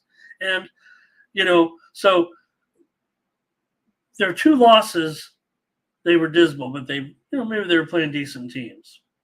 They also have been outscored in the first half 56-26. So I don't know. Does this game get off to a slow start when that happens? Combined, these teams have been outscored in the first half this season 109-46. What does that mean exactly? Does that mean they would give up a lot of points to their opposition or not score very many points against playing, I would guess, a similar team? I mean, the spread is closely rated. Could you believe the Falcons, if they win this game, they're 4-2.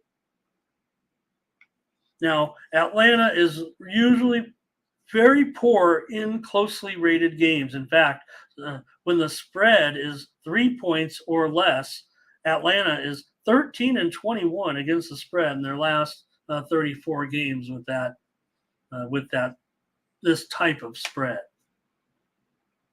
Atlanta has been a total under team of late. Like I said, I'm trying to talk up the over here more on this game. I'm giving out Atlanta because I don't want to take an over, but I feel like I have to. It's just that Atlanta's gone under in 11 of their last 13 and 4 of 5 so far this season. Furner's going over, it looks like, in this one. Washington has gone over in 3 of their last 4 games. And Washington's won the last 2 meetings between these two by 6 points and 4 points. And, these are conference opponents. They don't meet every year. So it's kind of a wide sample size here. I think this is over 10 years. But Commanders 4-1 against the spread in Atlanta. And I'm going to take Atlanta, though, and lay 2.5. Lay the money line to be sure. It's a free play here on the show, but I'm on Atlanta over the Commanders this week against retirement home Ron. Of course, I want Arthur Smith over Ron Rivera. I know everybody loves Ron Rivera. I like Arthur Smith. Did he make a mistake? Yeah, recently, yeah, but I'm not worried about that. I like Arthur Smith. The Vikings are at the Bears here in this one. And, well, is this a get-right spot for the Vikings? No, come on. It's not a get-right spot for the Vikings. This is where they lose. Come on. They opened maybe as high as 4.5 on a look ahead. They're down to 2.5 here. I don't care. The Bears have lost 4 out of 5, 9 out of 10, 20 out of 21. That's not what they've lost, but I'm just saying. Right now, the direction the Vikings are going and the way this league works, last year, Minnesota won all the close games. This year, they're going to lose all the close games, it feels like to me. Now, they do have a road win already. So, Minnesota, though, they were kind of good with turnovers last year. That helps you win close games. Well, this year, they're minus 9 in turnovers, and they have 12 turnovers already. Now, Minnesota, they're terrific as a road favorite. But are we seeing the same Minnesota right now? They've covered 15 of their last 22 as a road favorite. The big news this week, Justin Jefferson, he's going to be out. At least for 4 games. He's on the IR, and that's a big deal for the Vikings and that offense right now. They're 1-4. It's not the same Vikings at all, or it is the same Vikings and they're just not getting lucky. Here comes the regression. Here comes the variance. So Vikings have gone under their team total in 4 of their 5 games, and this total has been one of those big dropping totals this week, as I talked about yesterday. Now, granted,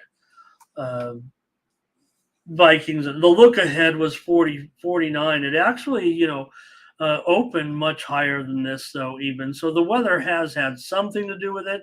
I'm sure that the bookmakers still may have made just a little bit of an error in their original opener of 49 or 48.5. It moved quickly because, the Bears are giving up massive points, but these teams aren't very, very good. Even if you think about, Cousins, obviously missing a big-time weapon now, and the Bears, come on. Even though they've given up 33 points a game, they are at home here at least.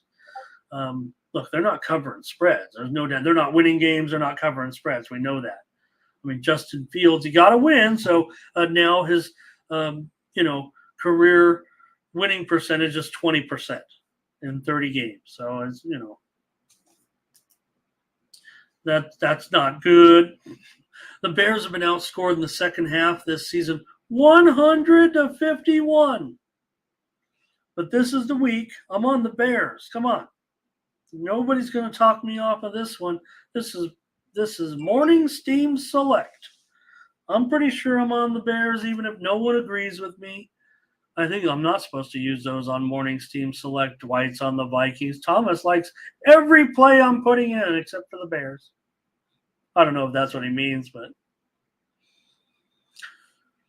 Ferner says he likes this to be a 50-point game. See, I was thinking under all the way. I mean, I'm scared now because of the 44, but I'm probably still maybe won't be a premium now.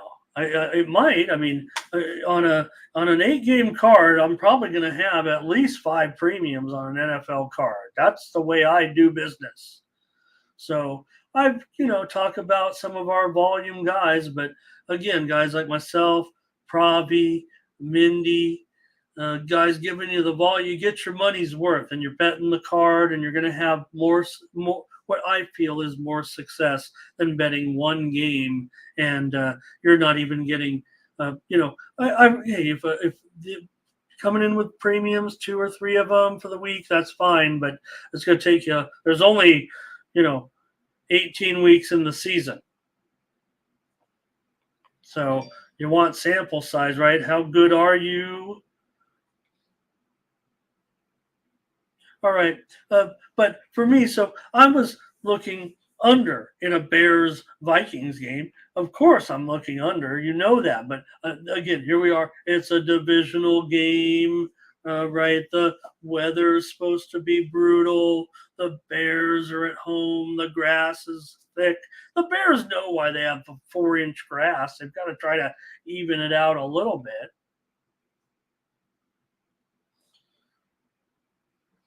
So, or whatever that surface is. Looks slow to me. Anyways, for me, it's going to be an under in this. It's going to be the Bears for me. Whether or not I can get there with the under, it's a little bit uncomfortable because of the dropping total, but it is an NFL game. I mean, I've gone under lower than this. Give me the Bears this week. I love the Bears. Am I the only one in the world? I don't care. I'm taking the Bears. Seahawks and Bengals here now. The Seahawks will jump up and bite you just when you kind of count them out. But the Bengals are they've got to be finding themselves a little bit.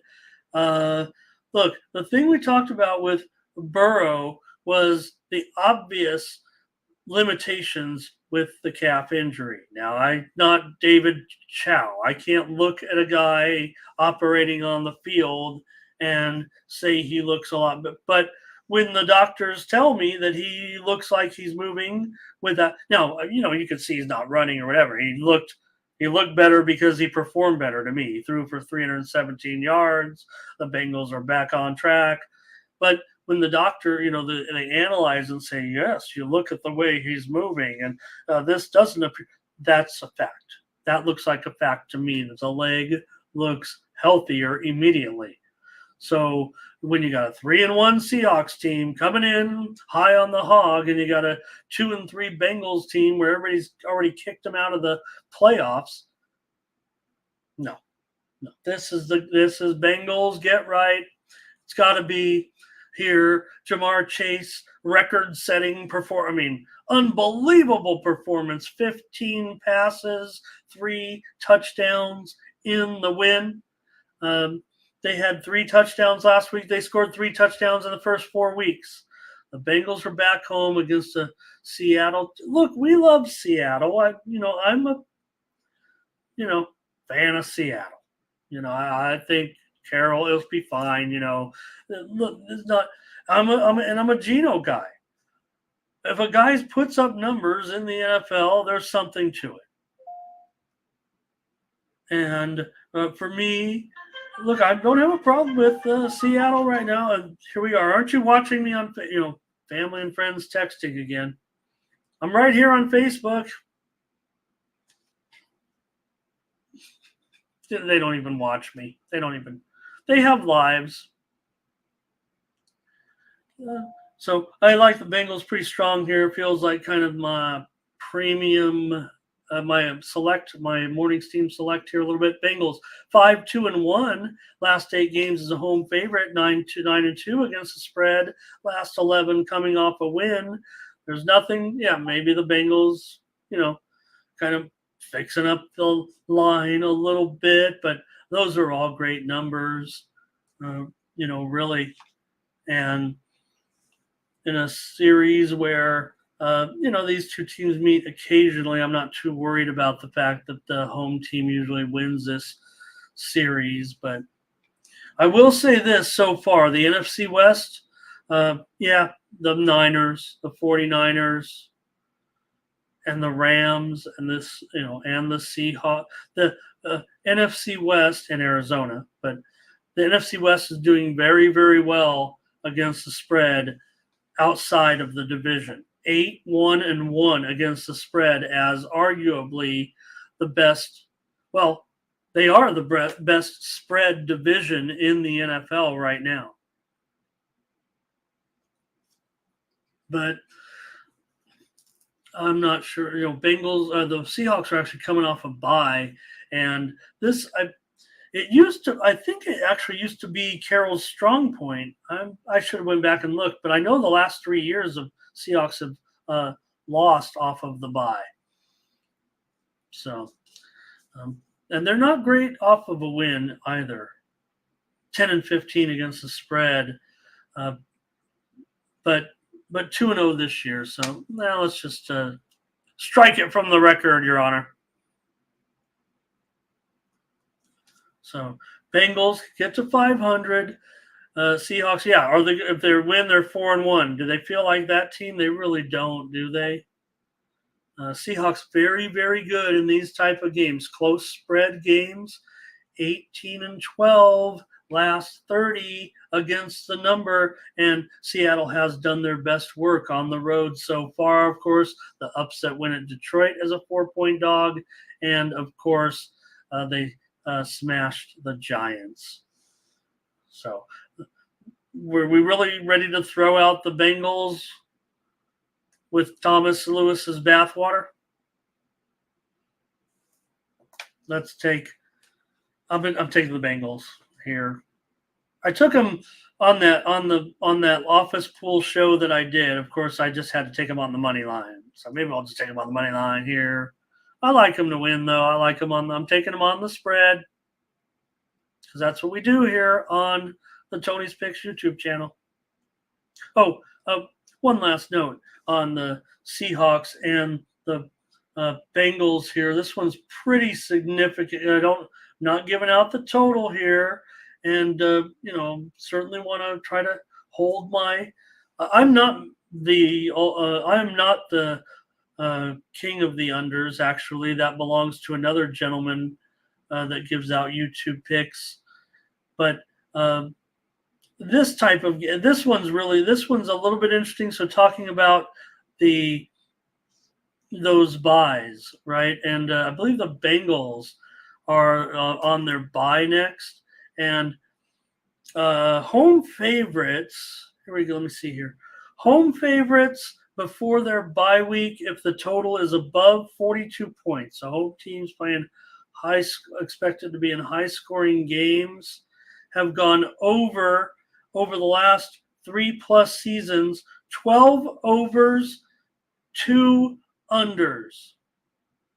So that's 3+ seasons, only a 14-game sample size, but home teams heading into their bye with a total over 42 for the game, and this one's 45, have gone 12-2 to the over. My first inclination to look at this game is, looking even at the market here at 45 now. It opened 44, went to 46, comes back down to 45, indicates kind of an under for me. And again, this one in Cincinnati, so that's not quite. The weather is just supposed to be a little bit kind of northwest from there. The bad weather that is expected throughout the week, but it is still going to be a little bit rugged. But we haven't seen that big totals drop like we did, in Chicago. Those cities aren't a million miles away, obviously, but that's kind of where the dividing point, I guess, might be. If you like the under, maybe there's some value to it, but that is an interesting trend to the over.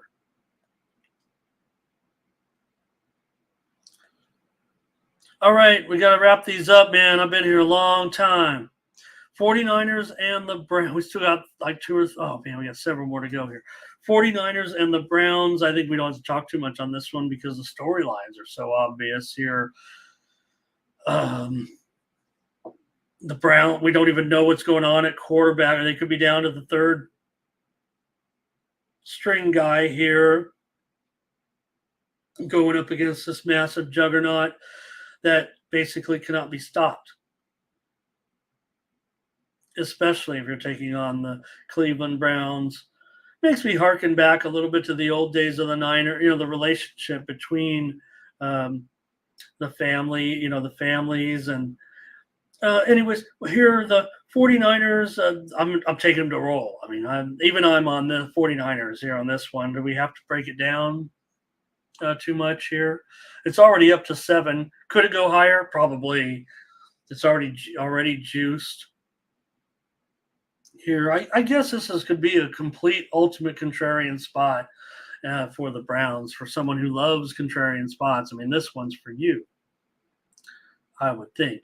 The chat saying, Thomas saying open 4, open 5, whatever. The look ahead was even lower. I mean, I believe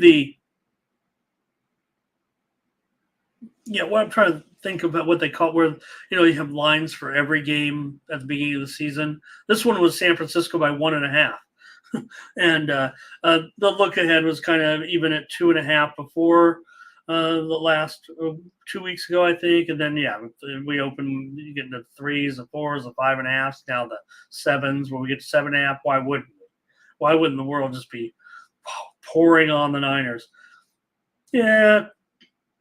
Could this be a dead spot? To me, we don't know about the quarterback situation other than, uh, Watson has a bruised shoulder. Could he play? He could play. Uh, TTR, ineffective, doesn't look ready. Could he play? Probably not. Could the third string guy get in there? Maybe. Cleveland's off a bye. They're 1-7 against the spread their last 8 years off of the bye. But they are also pretty good coming off of a loss, 7-2-1 their last 10. They're also 4-1 last 5 as an underdog. But it's just hard, man, right now with the Browns. Niners, they're averaging what, 35 points a game right now, seems like. So far, here's what they've scored: 30, 30, 30, 35, and 42 points. They're 4-1 against the spread. And Brock Purdy never loses. So, and they don't seem to care, they don't seem to worry about, well, I mean, you're never going to worry, but you just want to win. But again, you get to that NFC West against non-NFC West teams are 8-1-1. That's got to be factored in a little bit here right now. Cleveland just 12 for 53 on third down so far. The Browns, when they won, they've been good, but they're expected to lose this game. And look at the total at 37. So I mean, even I can kind of make the calculation here. 20, what is that? 20, I say it and I can't do 22 to 15, 22 to 15. 22 to 15. Now that's a score that can happen, but those are two oddball scores, 22 and 15. So it kind of sets you on a path to trying to figure out your best way to get, because look, this game, Cleveland's going to have trouble, aren't they? They're going to have massive trouble scoring. Now, like I said, this one is one of those weather games too. I don't know why that's Cincinnati, other than the fact that, yeah, it's Geno and Burrow. Maybe that's just it. And maybe that's why that total's higher. And then what I said also about, the tendencies of those home teams off, heading into bye weeks. I mean, I'm sure not bookmakers aren't looking into that. But here you have a situation where this total opened 42 and has been just completely slammed. Yes, Cleveland does not have a quarterback this week. Cleveland, this game is weather, and the Niners are going to dominate. So 22 to 15 doesn't make any sense because it's not a real score.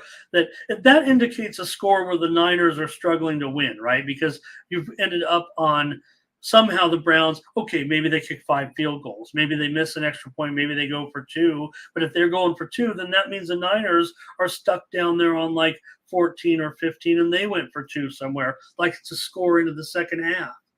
So I'm just trying to play logically with you here as to why the total's 37 and the spread is 7.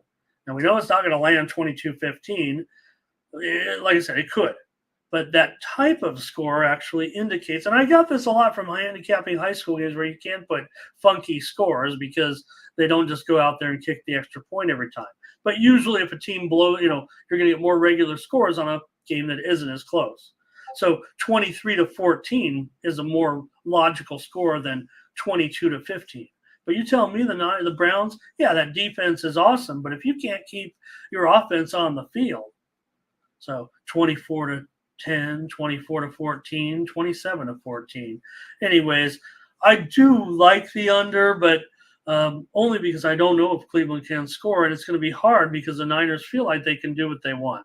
So give me the Niners here on the show.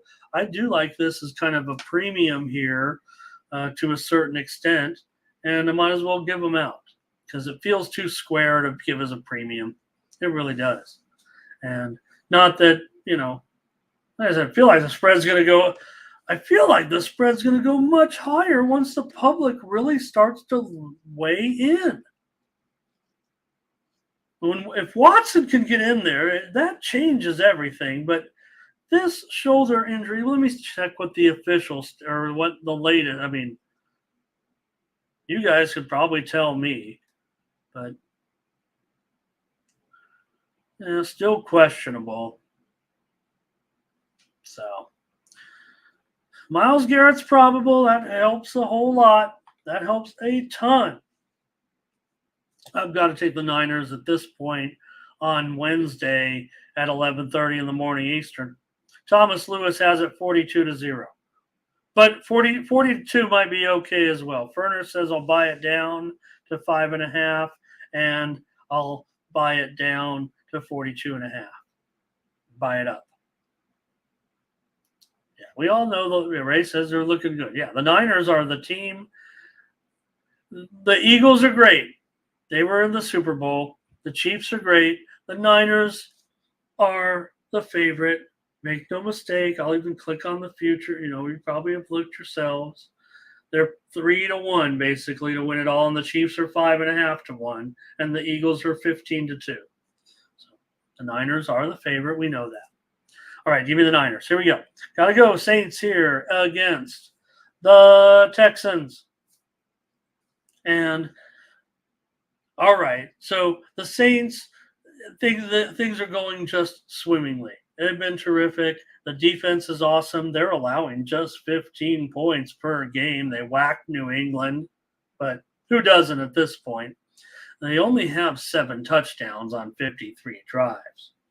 They're favored here by 1. It was as high as 2.5. I saw that Houston had maybe opened or had a look ahead anyway at -1.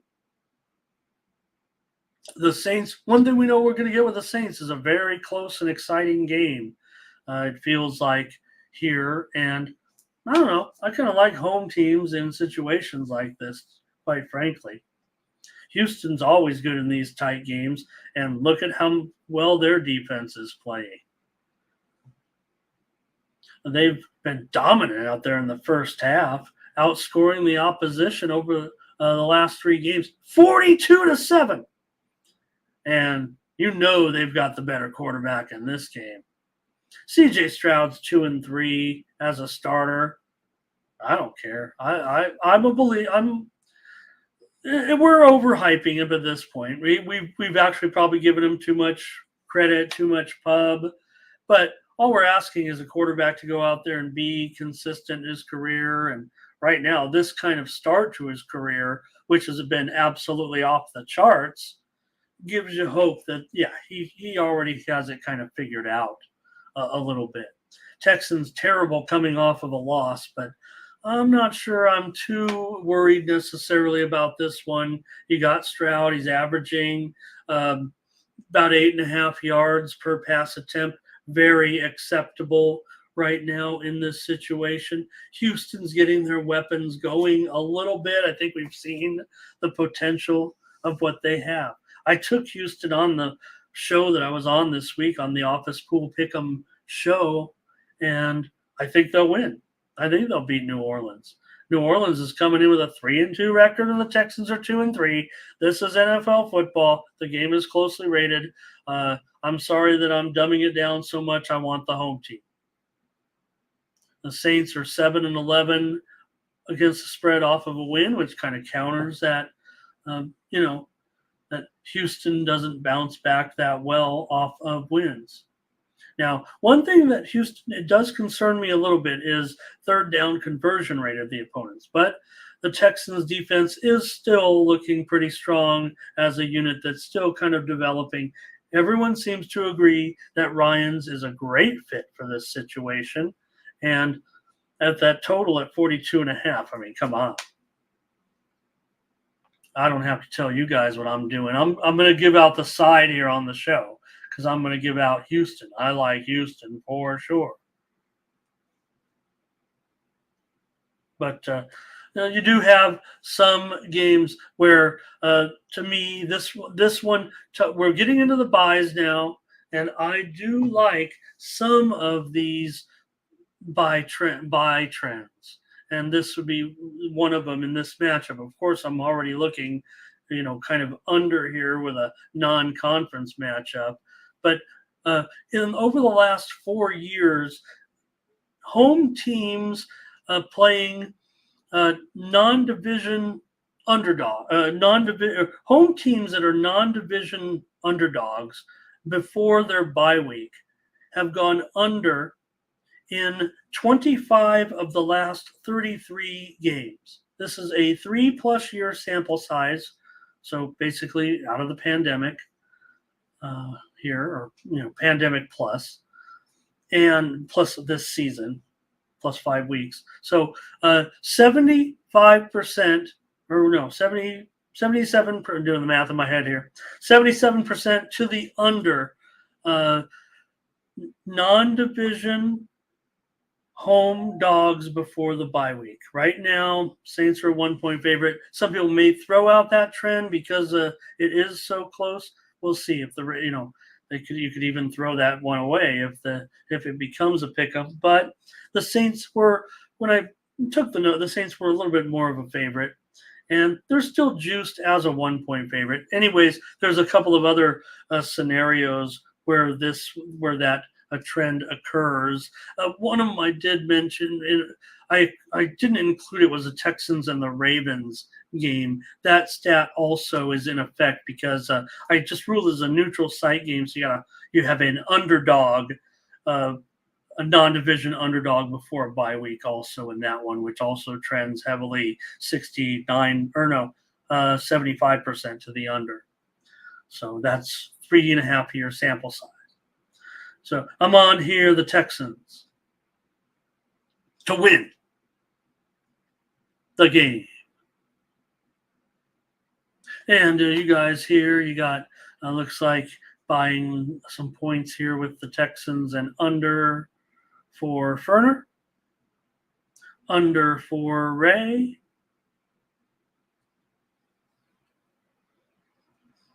Colts and Jaguars here. In this one, the Jaguars a pretty big favorite here with a -6-point favorite. And I don't know, pretty big number. We know the Colts are going to have to go with their backup here is Gardner Minshew. He's got a 9-16 record as a starter. One thing I did say on that picks show that I was on is I picked Jacksonville to win. Again, it was on the money line. It was a show that you pick your office pool. So I said, yeah, Jacksonville can win this game, of course. They won their 2 games in England. I do expect a little bit of a physical letdown for the Jaguars. Will that equate in the Colts covering the spread here at -4? Well, it was as high as -6. There does look to be some action here maybe on the Colts at +4. Right now, given this situation, because for the Colts, look, if Richardson was in there, I'm on the Colts all the way. I might even take him on the money line. I'm not saying that Richardson is, but I like what he's done. I think he is going to be decent. I think he can be, well, I don't actually think Richardson is going to make it in this league, but it's not because of his ability. But now that we've seen this injury has gone from in the last 24 to 48 hours, I don't know. Has it gone from 4 weeks to 8 weeks? Are we basically going to not see Richardson, until week 12, week 13? That's awful. Now, could do worse with Minshew, but again, Minshew's a guy I want to come into the game when my quarterback's gone down and I need a guy to rescue the team. I don't necessarily want him here to start the game, but Jacksonville is just such a bad home favorite. They're 1-7 against the spread at home in their last 8 games. It's a home favorite. So Jaguars very good in their wins, and those 2 losses, certainly they only scored 26 points.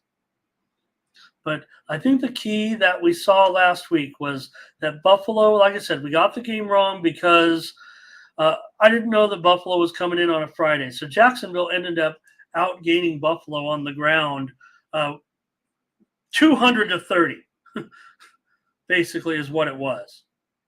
Hey, I got breaking news right now in the National Football League. And let's get it to you right now. Maybe you've already caught wind of it. And let me see if the line's even moving because it is a big one. And you want to get ready right now if you're interested in this game.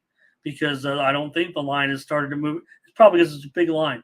Travis Kelce is going to be upgraded to probable for tonight's game against Denver. Hey, Get her on the phone. Is she already en route? Was she already coming? Travis Kelce is expected to play tonight with that ankle injury against Denver. This total, it's funny. I just looked at the board, and the total actually has gone down by a half a point. Now, I don't know what that means here, but I see circa at 46.5, like they got it backwards. Is this? I've seen the line service have the report wrong before. Am I like making a big deal out of this and they like got it wrong? Anyways, the reports just come through that Travis Kelce's probable and the total dipped a half a point here. I would expect the total to go up. I would expect Kansas City to go up just slightly here. In a big spread like this, even a top-rated player maybe would only affect this by a half a point or a point, I would think. And the same with the total. But that one just coming across the high-speed sports wire here. All right. So Kelce probable tonight. And just want to continue on here with the football coverage on Sunday with the Colts and the Jaguars. And we were getting, everything that I've given out so far here kind of has put me on the Colts with Minshew. They have some things going for them when they're 9-5 against the spread. Their last 14 on the road, and that hasn't been Richardson. That goes back to kind of last year with a hodgepodge of personnel and coaches and everything that was going on with the Colts last season. I mean, they've had a different quarterback every year for the last, I don't know, 5, 6, 7 years, it seems like. And now we've got the stash. So one thing about this Colts team is they do score points, whoever's been in there. They just a little bit of problem defensively here. So even I can't just immediately go in on the under in this one. This one might get some over attention. Whether or not it'll be the pick, I don't know. It's going to be the Colts for me. I think I'm already missing out on some of the best value.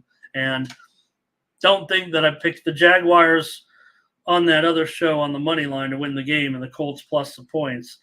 This one's going to be, I would imagine, coming down to the wire. That last game where all the games are wrapped up and this one's still hanging out at, 21-21 with just a couple minutes left. All right. So I get it now with the last game that I'm going to look at. And I've been here for over 2.5 hours. This is not what anybody wants, but thanks to the couple dozen people still hanging with me here. Panthers and Dolphins. And the Dolphins juggernaut of a team wouldn't be interesting. We talked about the Super Bowl contending teams. We're not leaving out the Dolphins in the AFC.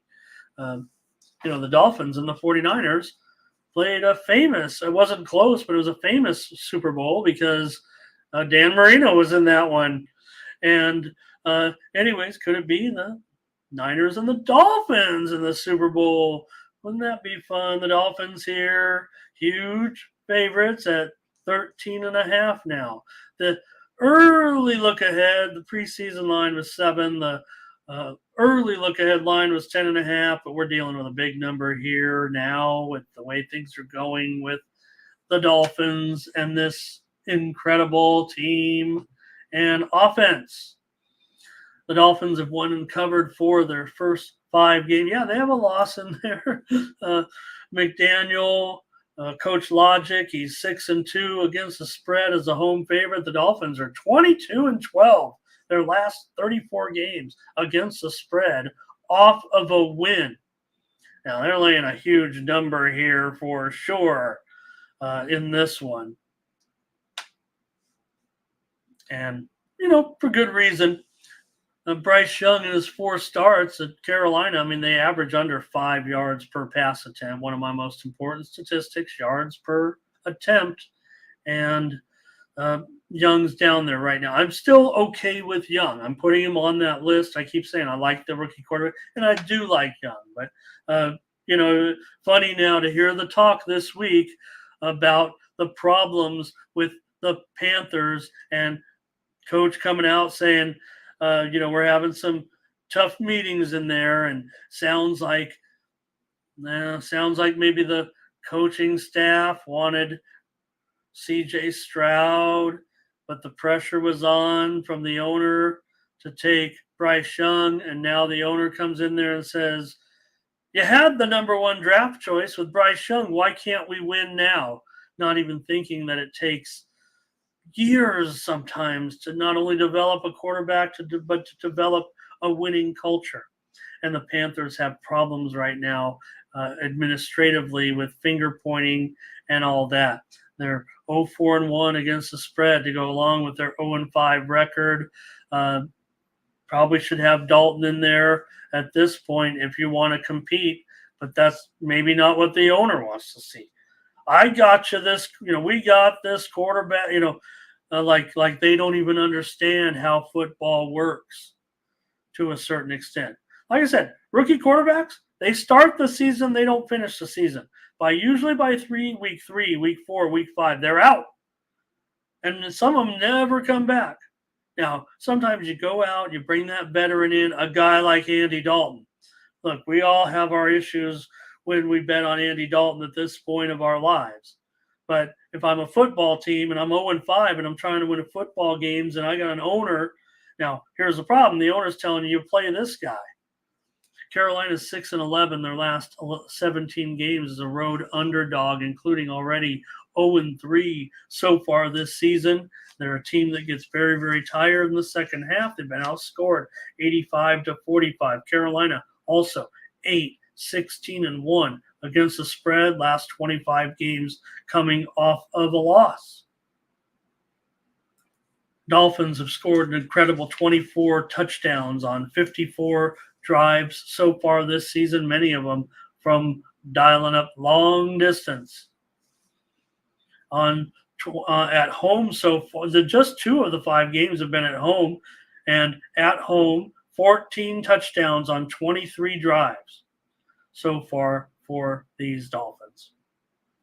So it's going to be hard to not want to just take the Dolphins. I mean, this is an NFL football game, but man. Now, this could be characterized as another one of those non-division underdog games. I think I called them home underdogs earlier. It's just not the home underdog percentage is slightly higher, so that maybe that's why I clarified that.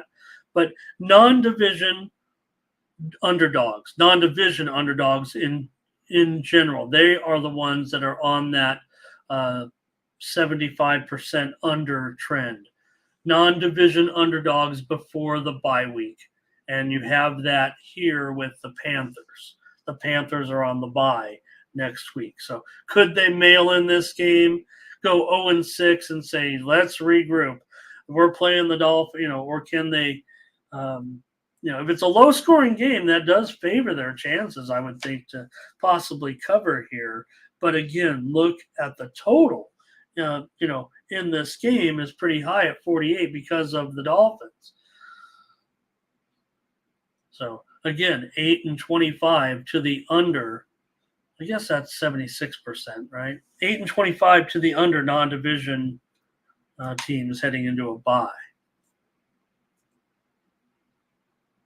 Lay the big number. Okay, Ferner, I will.